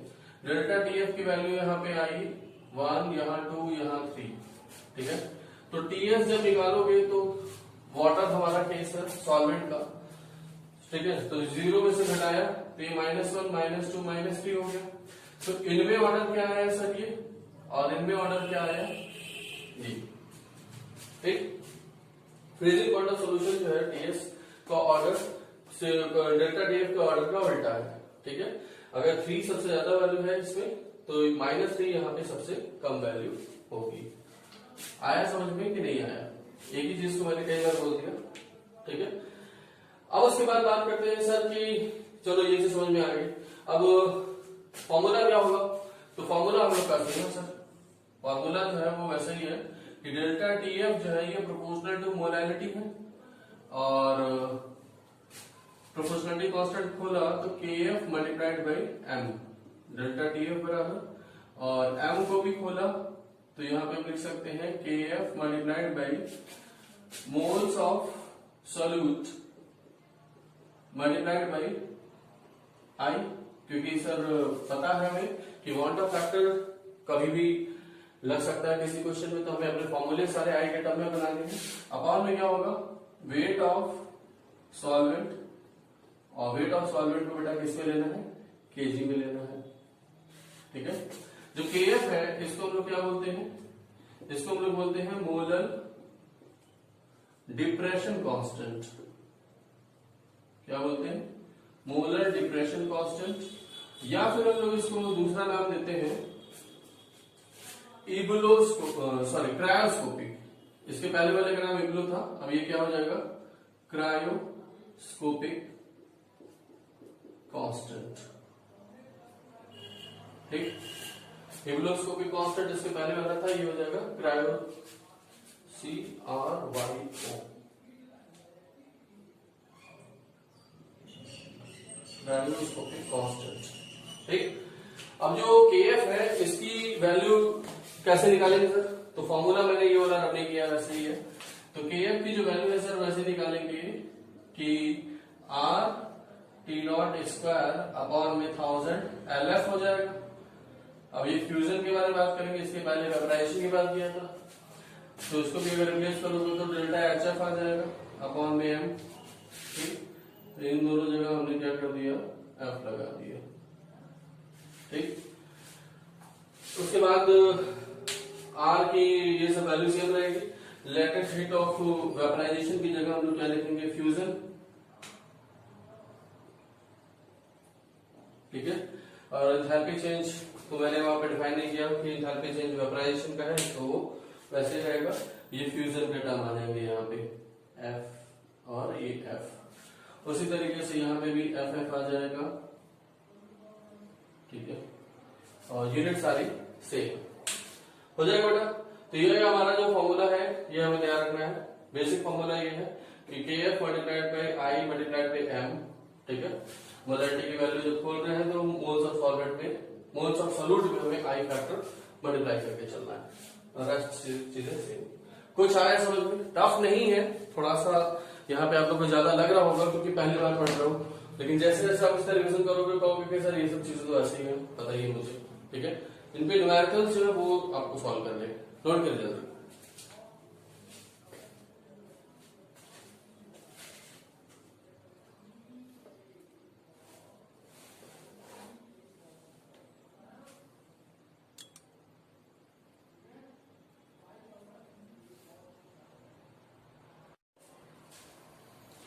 अब यहाँ बेटा आप लोग एक क्वेश्चन करने जा रहे हैं। जैसे इन जनरल हमारे जो इस चैप्टर में डेल्टा TF या delta the elevation in boiling point या डिप्रेशन में फ्रीजिंग पॉइंट में कुछ भी क्वेश्चन अगर पूछता है आपसे न्यूमेरिकल, तो उसमें KF और KB की वैल्यू क्वेश्चन में दी रहती है इन जनरल। ठीक है, लेकिन अगर मान लो कि KF KB की वैल्यू ना दी हो तो बच्चा परेशान हो जाता है। ठीक है, तो ऐसे केस में जैसे वो उसने कुछ इन्फॉर्मेशन दे दी KB निकालने के लिए, जैसे हम लोग के पास यहाँ इस क्वेश्चन में दिया हुआ है कि calculate KB and KF for water, एक कैलकुलेशन इसमें करा देते हैं, जबकि हमें लैटेंट हीट ऑफ वेपराइजेशन और फ्यूजन दोनों दिया हुआ है, तो बड़ी आसानी से हो जाएगा। अभी हमने बताया कि KB का फॉर्मूला क्या होगा, RT0² अपॉन में 1000 LV, और KF का फॉर्मूला क्या हो जाएगा बेटा, RT0² अपॉन में 1000 LF। तो यहाँ R की वैल्यू, चूंकि ये कैलोरी में दिया हुआ तो R की वैल्यू 2 रखेंगे। अब बॉयल कितने में करता है, 100 डिग्री सेंटीग्रेड पे वाटर, लेकिन कैलोरी में चेंज करोगे तो कितना हो जाएगा, 373 का होल स्क्वायर अपॉन में 1000, और LV की वैल्यू हमें दे रखा है 540। इसको सॉल्व करोगे तो ये अप्रोक्सीमेटली 0.52 समथिंग आएगा। यूनिट क्या हो जाएगा, केल्विन केजी पर मोल। ठीक है, यहाँ पे आ जाओ, R की वैल्यू वैसे ही 2 रखनी है क्योंकि ये भी कैलोरी में ही है, और ये फ्रीज करता है 0 डिग्री सेंटीग्रेड पर, केल्विन ने चेंज किया तो 273 का होल स्क्वायर अपॉन में 1000। LF की वैल्यू कितना दिया हुआ है, 80 रख दिया। इसको सॉल्व करके आप जब निकालोगे तो ये वैल्यू आएगी 1.86 किलो केल्विन केजी पर मोल। ठीक है, यूनिट दोनों की सेम रहती है। तो ये दोनों न्यूमेरिकल वैल्यू अगर आपको क्वेश्चन में कहीं नहीं दिया हुआ डायरेक्टली, LF और LV दे दिया है और बाकी सारी चीजें वही पूछा हुआ, डेल्टा TB डेल्टा TF में से कुछ बताओ, तो ये कैलकुलेशन आपको करके ये KF और KB की वैल्यू निकालनी पड़ सकती है। समझ में, नोट कीजिए फटाफट।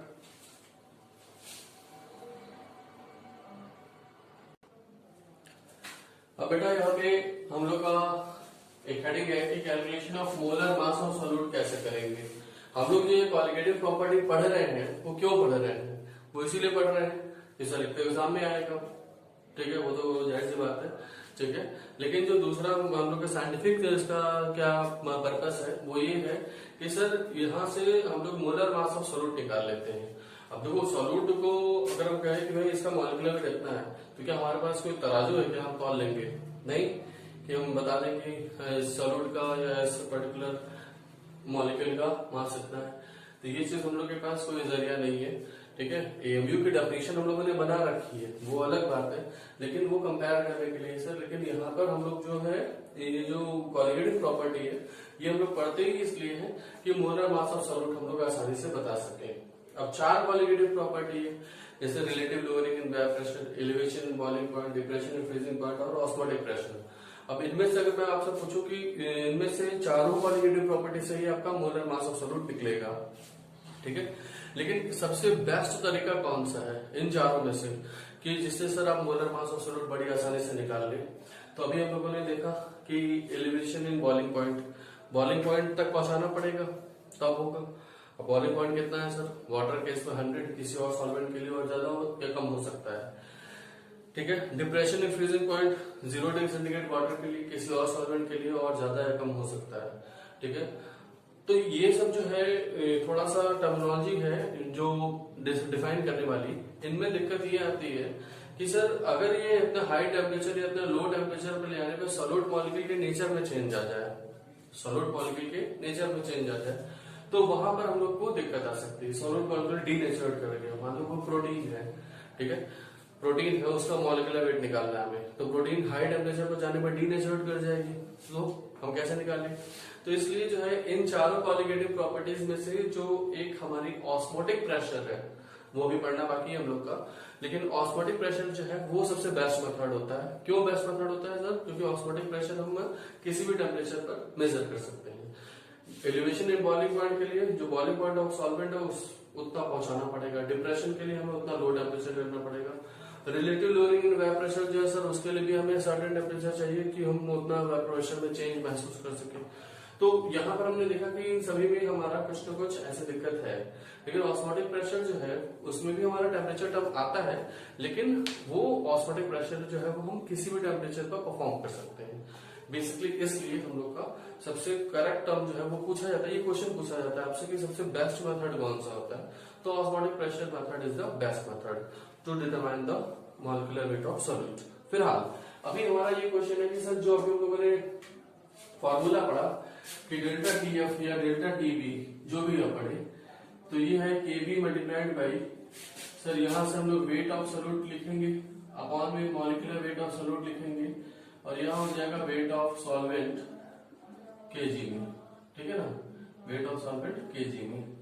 ये चीज केजी में नहीं है, ग्राम में है तो ऊपर 1000 आ जाएगा। तो यहां से सर अगर हमें मॉलिक्यूलर वेट ऑफ सॉल्यूट निकालना है तो इसके लिए हमारा क्या तरीका है?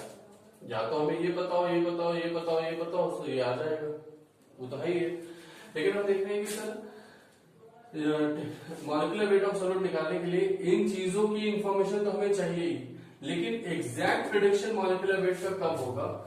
तो हमने देखा कि सर केवी जो है, केवी डिफाइन किया हम लोगों ने R T not square upon में 1000, ठीक है, एलवी रखो, या फिर R T not square upon में 1000, और इसको अगर हमने मॉलिक्यूलर वेट टर्म में रखा तो डेल्टा एच बी और एम आ गया ऊपर, बोलो। तो यहां पर हम देख रहे हैं कि सर मॉलिक्यूलर वेट अगर हमें सॉल्यूट पे निकालना है तो मॉलिक्यूलर वेट अगर आप देखो यहाँ पे ले जाओ, ठीक है, तो डेल्टा टी बी नीचे आ जाएगा, तो आपका क्या हो जाएगा, केवी की वैल्यू अगर हम लोग की ज्यादा हो, केवी की वैल्यू ज्यादा हो, ठीक है, तो केवी की वैल्यू ज्यादा होगी तो डेल्टा टीवी टर्म जो है वो क्या आएगा, डायरेक्टली प्रोपोर्शनल का रिलेशन है इन दोनों में। तो केवी की वैल्यू ज्यादा होने पर डेल्टा टीवी टर्म जो है वो ज्यादा बढ़िया डिफाइन होगा। जितना ज्यादा ये डिफाइन होगा, जितनी बड़ी वैल्यू आएगी उसमें एरर जो है वो उतना ही कम हो जाएगा अगर हम molecular weight of solute measure कर रहे हैं तो। अब केवी की वैल्यू ज्यादा कब होगी सर, ये कांस्टेंट है, टी नॉट ज्यादा हो जाए सर, ये इनवर्सली प्रोपोर्शनल में है, ये कम हो जाए, ये इनवर्सली प्रोपोर्शनल में है, ये कम हो जाए सर, ये ज्यादा हो जाए, यानी कि सर मॉलिक्यूलर वेट सॉल्यूट का एग्जैक्ट प्रेडिक्शन होगा जबकि केवी की वैल्यू ज्यादा हो। तो केवी की वैल्यू ज्यादा कब होगी sir, if latent heat of vaporisation कम हो सर, एंथैल्पी ऑफ वेपराइजेशन जो है वो कम हो, molar mass of solvent taken, molar mass of solvent, solvent जो है वो उसका मोलर मास ज्यादा हो, ठीक है, मोलर मास ऑफ सॉल्वेंट ज्यादा हो। और उसके साथ साथ हम देख रहे हैं कि ये सारे चारों चीजें हो गई, और तब आपका हम देखते हैं कि डेल्टा टीबी की वैल्यू भी क्या आएगी, ज्यादा आएगी, देयरफॉर डेल्टा टीबी की वैल्यू ज्यादा आएगी, और फिर हम लोग जो है मोलर मास ऑफ सॉल्यूट का एग्जैक्ट प्रेडिक्शन कर पाएंगे, ठीक है। देयरफॉर एरर यहाँ पे एक चीज और लिख सकते हैं, डेल्टा टीबी मोर कॉमन करके, therefore error is less in the measurement of, in the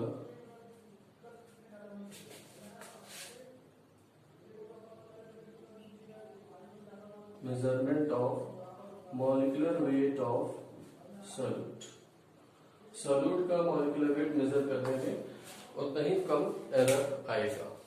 note कीजिए फटाफट।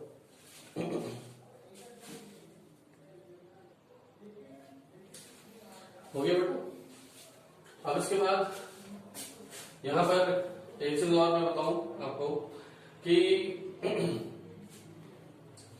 डेल्टा टीबी की वैल्यू अगर ज्यादा है तो हमें चेंज जो है वो ज्यादा देखने के लिए मिलेगा या कम देखने के लिए मिलेगा।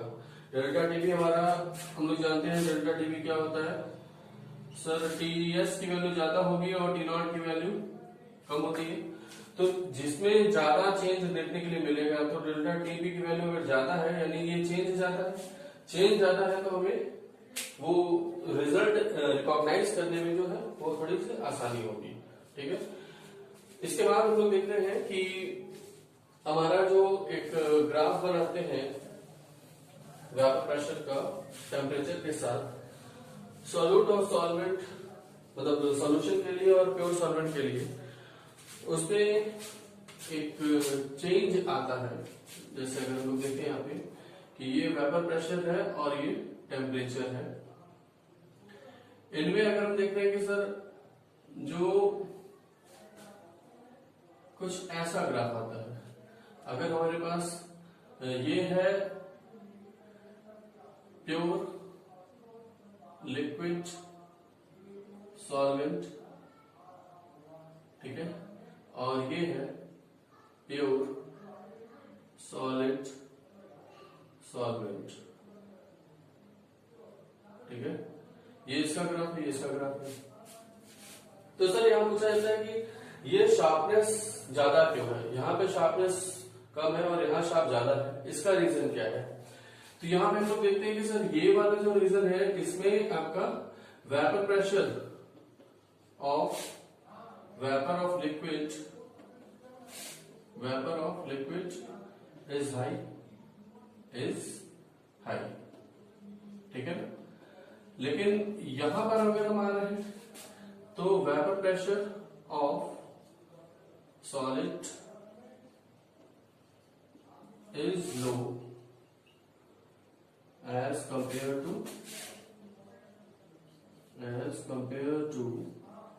Pure liquid.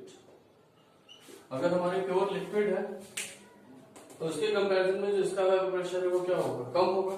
सॉलिड में से वेपर तो कम ही उड़ रही है और लिक्विड में से वेपर ज्यादा उड़ रही है, ठीक है ना। तो vapour pressure of solid is less या low as compare to pure liquid, लेकिन vapour pressure of vapour of liquid pure liquid is high. यहां पे प्योर लगा देते हैं, pure liquid is high, pure liquid is high.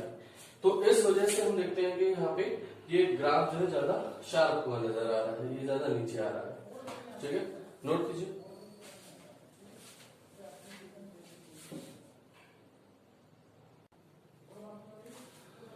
अब यहाँ बड़ा एक क्वेश्चन है कि हमारा 10% weight by weight aqueous solution है यूरिया का, इसको लिया गया है केएफ केबी की वैल्यू इतनी दे दी गई है, बता रहा है कि भाई freezing point and boiling point of solution क्या होगा, दोनों ही बताना है। तो यहाँ पे हम लोग आए, सबसे पहले हमने देखा कि सर 10% वेट बाय वेट का मतलब क्या होगा। तो इसका मतलब होगा कि सर 10 ग्राम यूरिया है इन 100 ग्राम सॉल्यूशन में। अब सर सॉल्यूशन का वेट अगर 100 है तो 100 माइनस 10 क्या हो गया, 90 ग्राम सॉल्वेंट हो गया। सॉल्वेंट के ही वेट की जरूरत है हमें, लेकिन सर सॉल्वेंट का भी वेट किसका होना चाहिए, किलोग्राम में होना चाहिए। तो ये 0.90 है ग्राम में, तो 0.09 किसमें हो जाएगा, किलोग्राम कह सकते हैं, 1000 से डिवाइड कर देंगे। तो अब उसके बाद अगर हमें बॉइलिंग पॉइंट बताना है तो हम पहले डेल्टा टीवी निकालें। तो ये होता है आई केवीएम, ठीक है। आई की वैल्यू यूरिया के लिए 1, केवी की वैल्यू दिया हुआ है 0.52।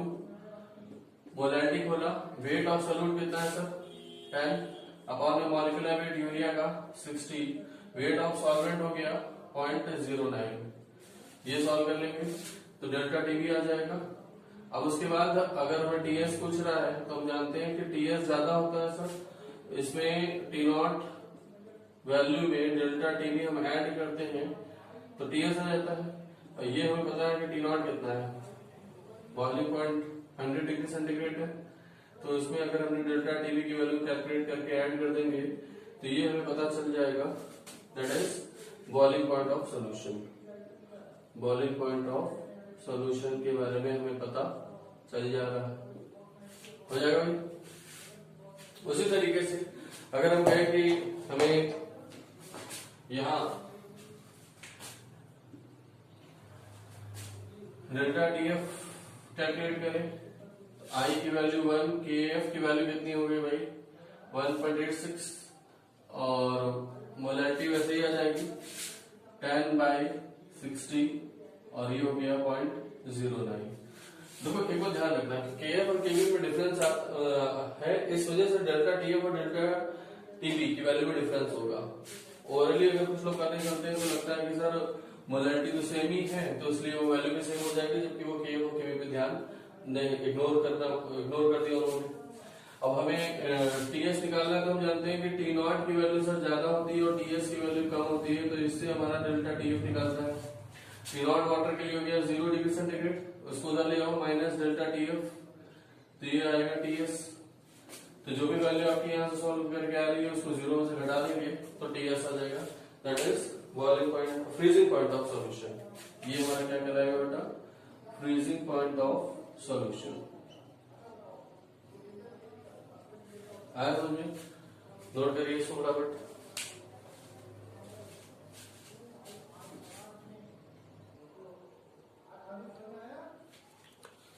चलिए अब इस क्वेश्चन को करते हैं हम लोग, जिसमें मोल फ्रैक्शन हमें दिया हुआ है इथेनॉल का, ठीक है 0.1 है, एक्वस सॉल्यूशन है, ठीक है।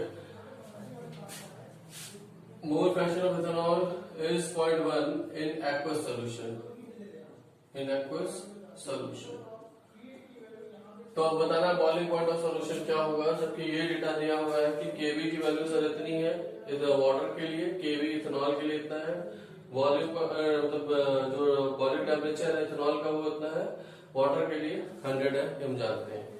तो अब यहाँ पे हमें डिसीजन लेना है कि सर अगर मोल फ्रैक्शन इथेनॉल का अगर हमारा 0.1 है तो वाटर का कितना हो गया 1 माइनस 0.1 कितना आ जाएगा 0.9।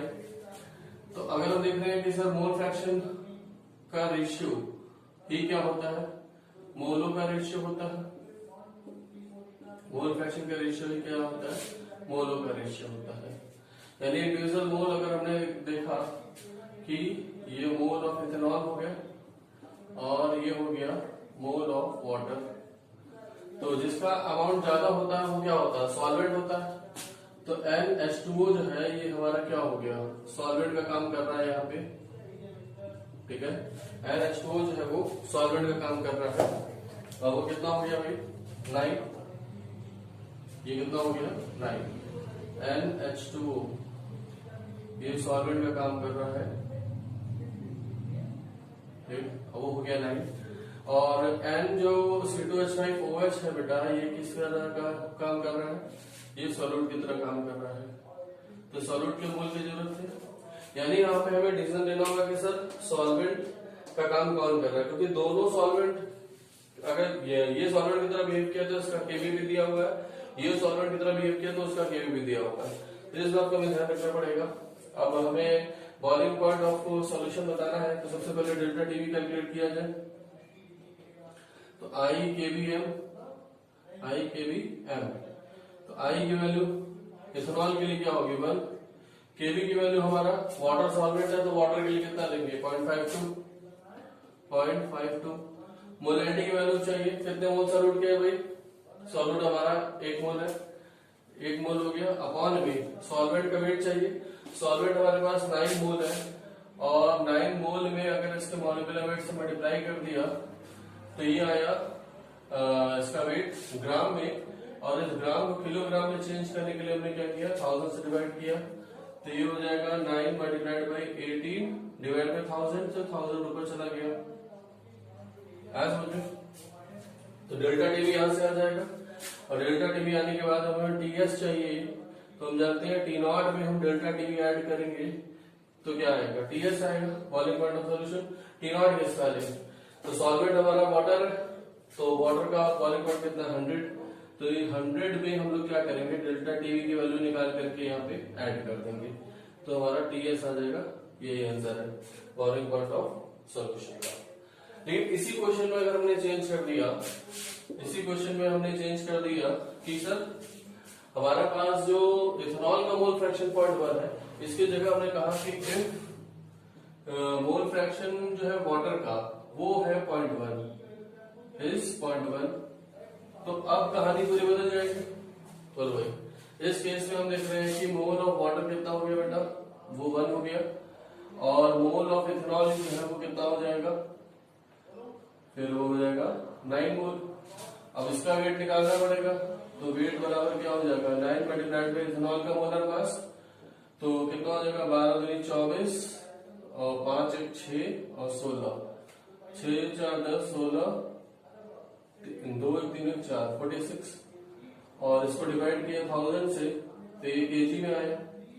अब हो जाएगा सॉल्व, तो यहाँ पे पहले हम डेल्टा टीवी निकालेंगे, आई की वैल्यू 1, केवी की वैल्यू हम इसके लिए रखेंगे, इथेनॉल सॉल्वेंट है तो कितना है भाई 1.22 multiplied by moles of solute है 1 अपॉन में 9 मल्टीप्लाइड बाई 46 डिवाइड बाई 1000 ऊपर गया। डेल्टा टीवी आने के बाद हम लोग क्या करेंगे टीएस निकालेंगे, जिसमें टी नॉट में हम डेल्टा टीवी की वैल्यू ऐड कर रहे होंगे। टी नॉट कौन सा लेंगे सर, अब हमें इथेनॉल का लेना है 78.4 प्लस डेल्टा टीवी जो यहाँ से आ रहा होगा, ये वाला डेल्टा टीवी यहाँ ऐड कर रहे होंगे, तो हमें बॉइलिंग पॉइंट ऑफ सॉल्यूशन आ जाएगा। ठीक है, तो इस बात को हमें ध्यान रखना है सर कि जिसका सॉल्वेंट जो सॉल्वेंट की तरह बिहेव कर रहा है उसका केबी लेना है और उसी का बॉइलिंग पॉइंट टी नॉट लेना है। जो सॉल्वेंट की तरह बिहेव कर रहा है उसका हमें केबी लेना है और उसी का बॉइलिंग पॉइंट रखना है। ठीक, यहाँ पे बच्चे गलती कर सकते हैं कि सर सॉल्यूट और सॉल्वेंट कोई भी ले लें अलग अलग और मिस्टेक करके पड़े रहेंगे ऐसे। यहाँ पर हम देख रहे हैं कि सर ये मोल फ्रैक्शन अगर 0.1 है इसका और इसका मोल फ्रैक्शन 0.1 है, तो उससे फर्क पड़ रहा है क्वेश्चन में चेंजेस है। ध्यान रखें कैसे करता है, नोट करें।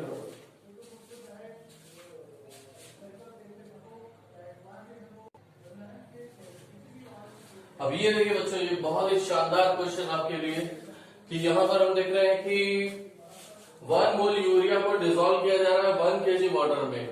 ठीक है, 1 मोल यूरिया है सर और उसको हमने 1 kg वाटर में क्या कर दिया, डिसॉल्व कर दिया। अब उसके बाद कह रहा है कि this solution is heated up to this temperature, इतना टेम्परेचर तक हमने उसको हीट कर दिया, उस सोल्यूशन को ही हीट कर दिया सर। तो calculate amount of water vaporise, कितना वाटर वेपराइज कर जाएगा। हम जानते हैं sir elevation in boiling point जो होता है, मान लो कि 2 डिग्री सेंटीग्रेड का एलिवेशन बॉइलिंग पॉइंट आया तो 100 की जगह वाटर जो है वो 102 पे बॉइल कर रहा होगा, लेकिन 100 से 102 पे बॉइल करेगा क्या बीच में, तो नहीं sir. Elevation in boiling point होने का मतलब है कि सर अगर आपने 2 डिग्री सेंटीग्रेड का एलिवेशन इन बॉइलिंग पॉइंट आ रहा है, यानी कि सर वाटर 100 पे ना बॉइल करके 102 पे बॉइल करेगा, तो 100 से 102 के बीच के दौरान वो बॉइल नहीं कर रहा होगा, और बॉयल करने लगेगा तो उसके बाद फिर तो पानी उड़ना शुरू होगा कि नहीं होगा।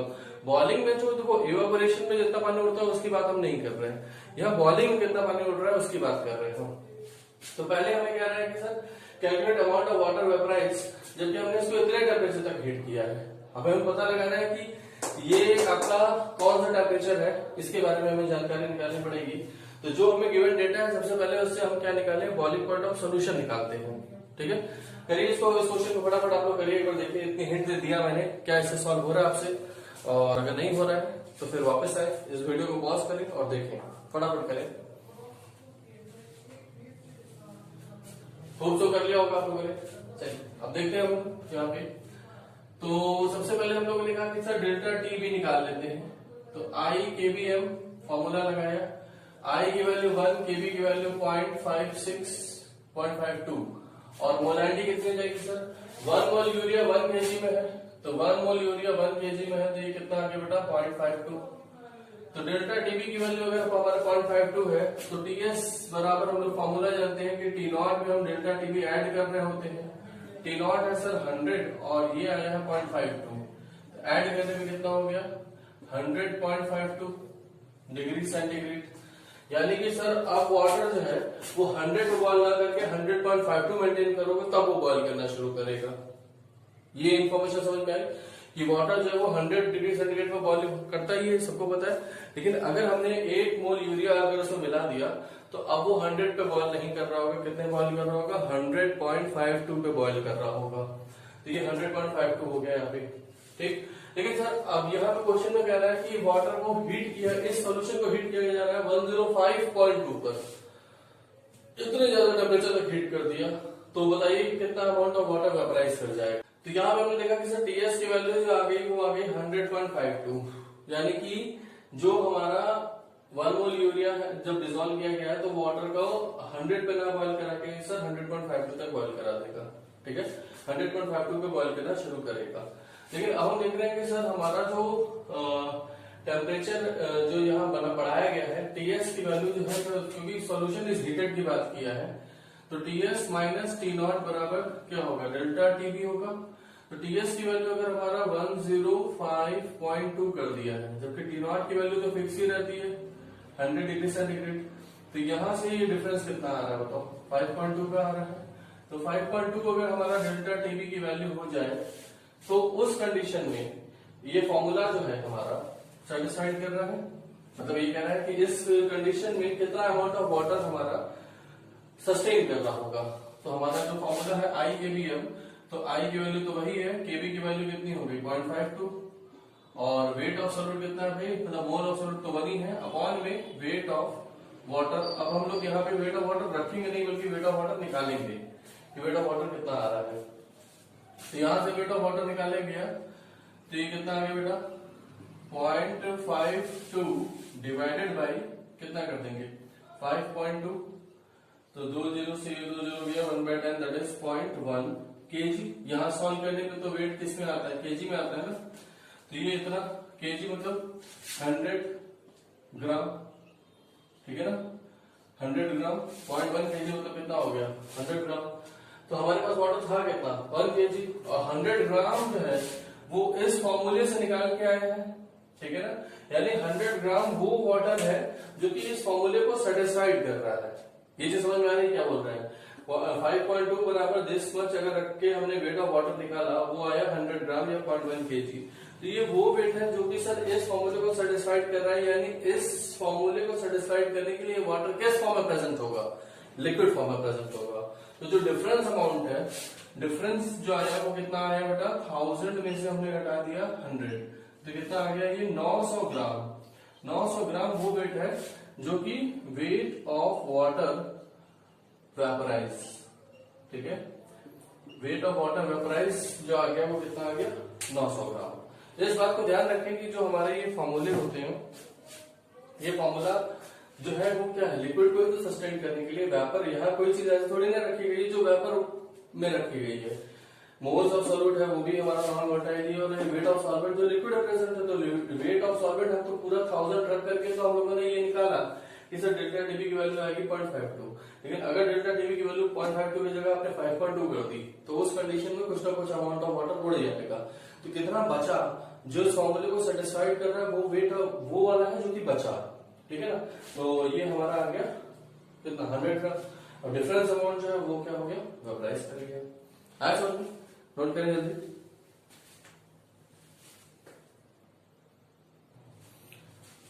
अब इसी क्रम में हमारे पास अगला क्वेश्चन उसी को मैंने ट्रांसफॉर्म कर दिया कि हमारे पास 1 मोल यूरिया है जिसको डिसॉल्व किया जा रहा है 1 kg वाटर में।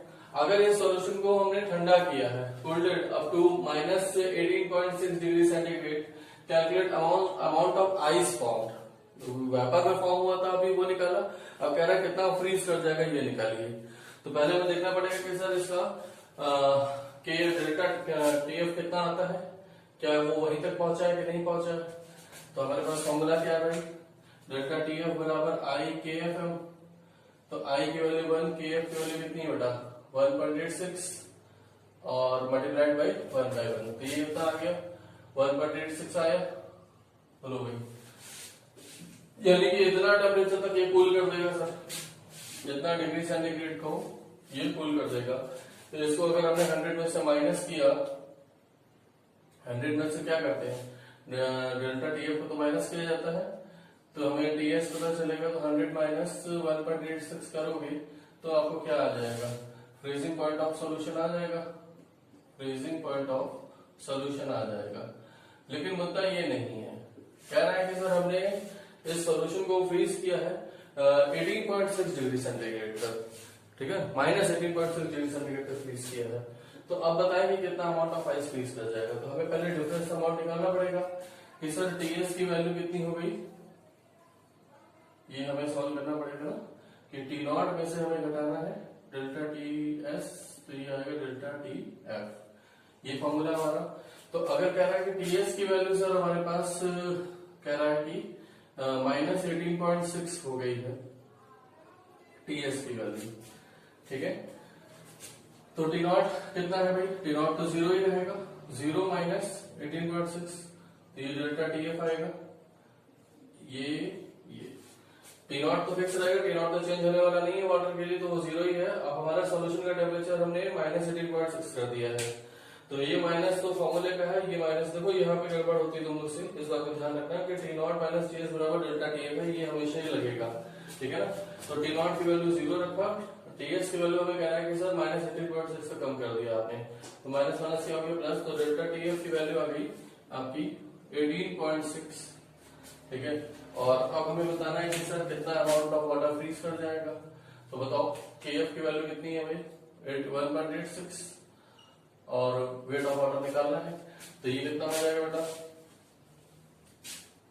1.86 अपॉन में 18.6, तो ये कितना आ गया 1/10, दैट इज 0.1, ठीक, या फिर 0.1 kg में आएगा, या फिर ये कितना हो गया 100 ग्राम, और जब 1000 में से हमने घटाया तो 900 ग्राम आइस फॉर्म्ड आ गया, वेट ऑफ आइस फॉर्म्ड, ठीक है। ये कितना आ गया 900 ग्राम। आया समझ में ये चीज, एक बार फिर से बता देते हैं कि सर हमें यहाँ पे डेल्टा टीएफ तो हम लोग निकाल के देख लेंगे सर 1.86 तक तो ये कूल कर दे रहा है, ठीक है ना, कि -1.86 तक आप कूल कर सकते हो उसको। लेकिन यहाँ पे मुद्दा ये नहीं है कि सर -1.86 पर कूल करना, सॉरी ये हमने 100 रखा है, ये 100 नहीं है 0, सॉरी, क्योंकि टी नॉट की वैल्यू क्या रहेगी 0 रहेगी, तो ये हमारा आ गया -1.86, ठीक है। और उसके बाद हम देख रहे हैं कि टी नॉट माइनस टीएस बराबर डेल्टा टीएफ है, तो टी नॉट की वैल्यू हमारी तो 0 है, वो फिक्स ही रहेगी। टीएस की वैल्यू कह रहा है कि सर -18.6 कर दिया हमने, तो डेल्टा टीएफ की वैल्यू 18.6 हो गई, आई के एफ हम लगाया और यहाँ से वेट ऑफ वाटर निकाला जो कि सर 0.1 आया, दैट इज 100 ग्राम। ये वो वेट है जो कि इस फॉर्मूले को सेटिस्फाइड कर रहा है, और इस फॉर्मूले में रखने वाली चीज सब या तो लिक्विड में है, मतलब वेट ऑफ वाटर जो है वो हमेशा लिक्विड में ही होगा, चाहे वो बॉइलिंग पॉइंट का केस हो चाहे वो फ्रीजिंग पॉइंट का केस हो। तो 100 ग्राम तो सर वाटर अभी वो लिक्विड फॉर्म में बचा हुआ है, यानी कि 1 मोल जो है इस टेम्परेचर तक पहुंचने के बावजूद 100 ग्राम वाटर को तो कहेगा भैया तुम्हें हम बचा लेंगे, लिक्विड फॉर्म में ही मेंटेन रखेंगे, लेकिन रेस्ट अमाउंट ऑफ जो वाटर है उसकी जिम्मेदारी हम नहीं लेते, वो क्या होगा, आइस फॉर्म में कन्वर्ट हो जाएगा। उसके लिए हम कुछ नहीं कर सकते जब तक, जैसे इस 1 मोल यूरिया ने कहा कि भाई मेरी जो वर्थ है वो वर्थ है कि सर अगर हमने इतना टेम्परेचर मेंटेन करके रखा है, इतने टेम्परेचर तक अगर हम गए तो हम पूरा 1000 ग्राम वाटर को जो है बचा लेंगे, फ्रीज नहीं होने देंगे, ठीक है, 1.86 माइनस 1.86 डिग्री सेंटीग्रेड टेम्परेचर पे। लेकिन अगर आपने 18.6 तक पहुंच गया, आपने डिप्रेशन कर दिया है 18.6 का, तो उस केस में जो 1 मोल वाटर है वो केवल 100 ग्राम 1 मोल यूरिया जो है वो 100 ग्राम वाटर को ही केवल बचा पाएगा फ्रीज होने से। 1 मोल यूरिया 100 ग्राम वाटर को ही बचा पाएगा फ्रीज होने से। रेस्ट अमाउंट जो है 900 ग्राम वाटर जो है वो आइस में कन्वर्ट हो चुका है, ठीक है, 900 ग्राम जो है वो आइस में कन्वर्ट हो चुका है। कुछ आ रहा है समझ में बेटा, ठीक है। तो इस तरीके से कुछ क्वेश्चन प्रैक्टिस कीजिए आप लोग।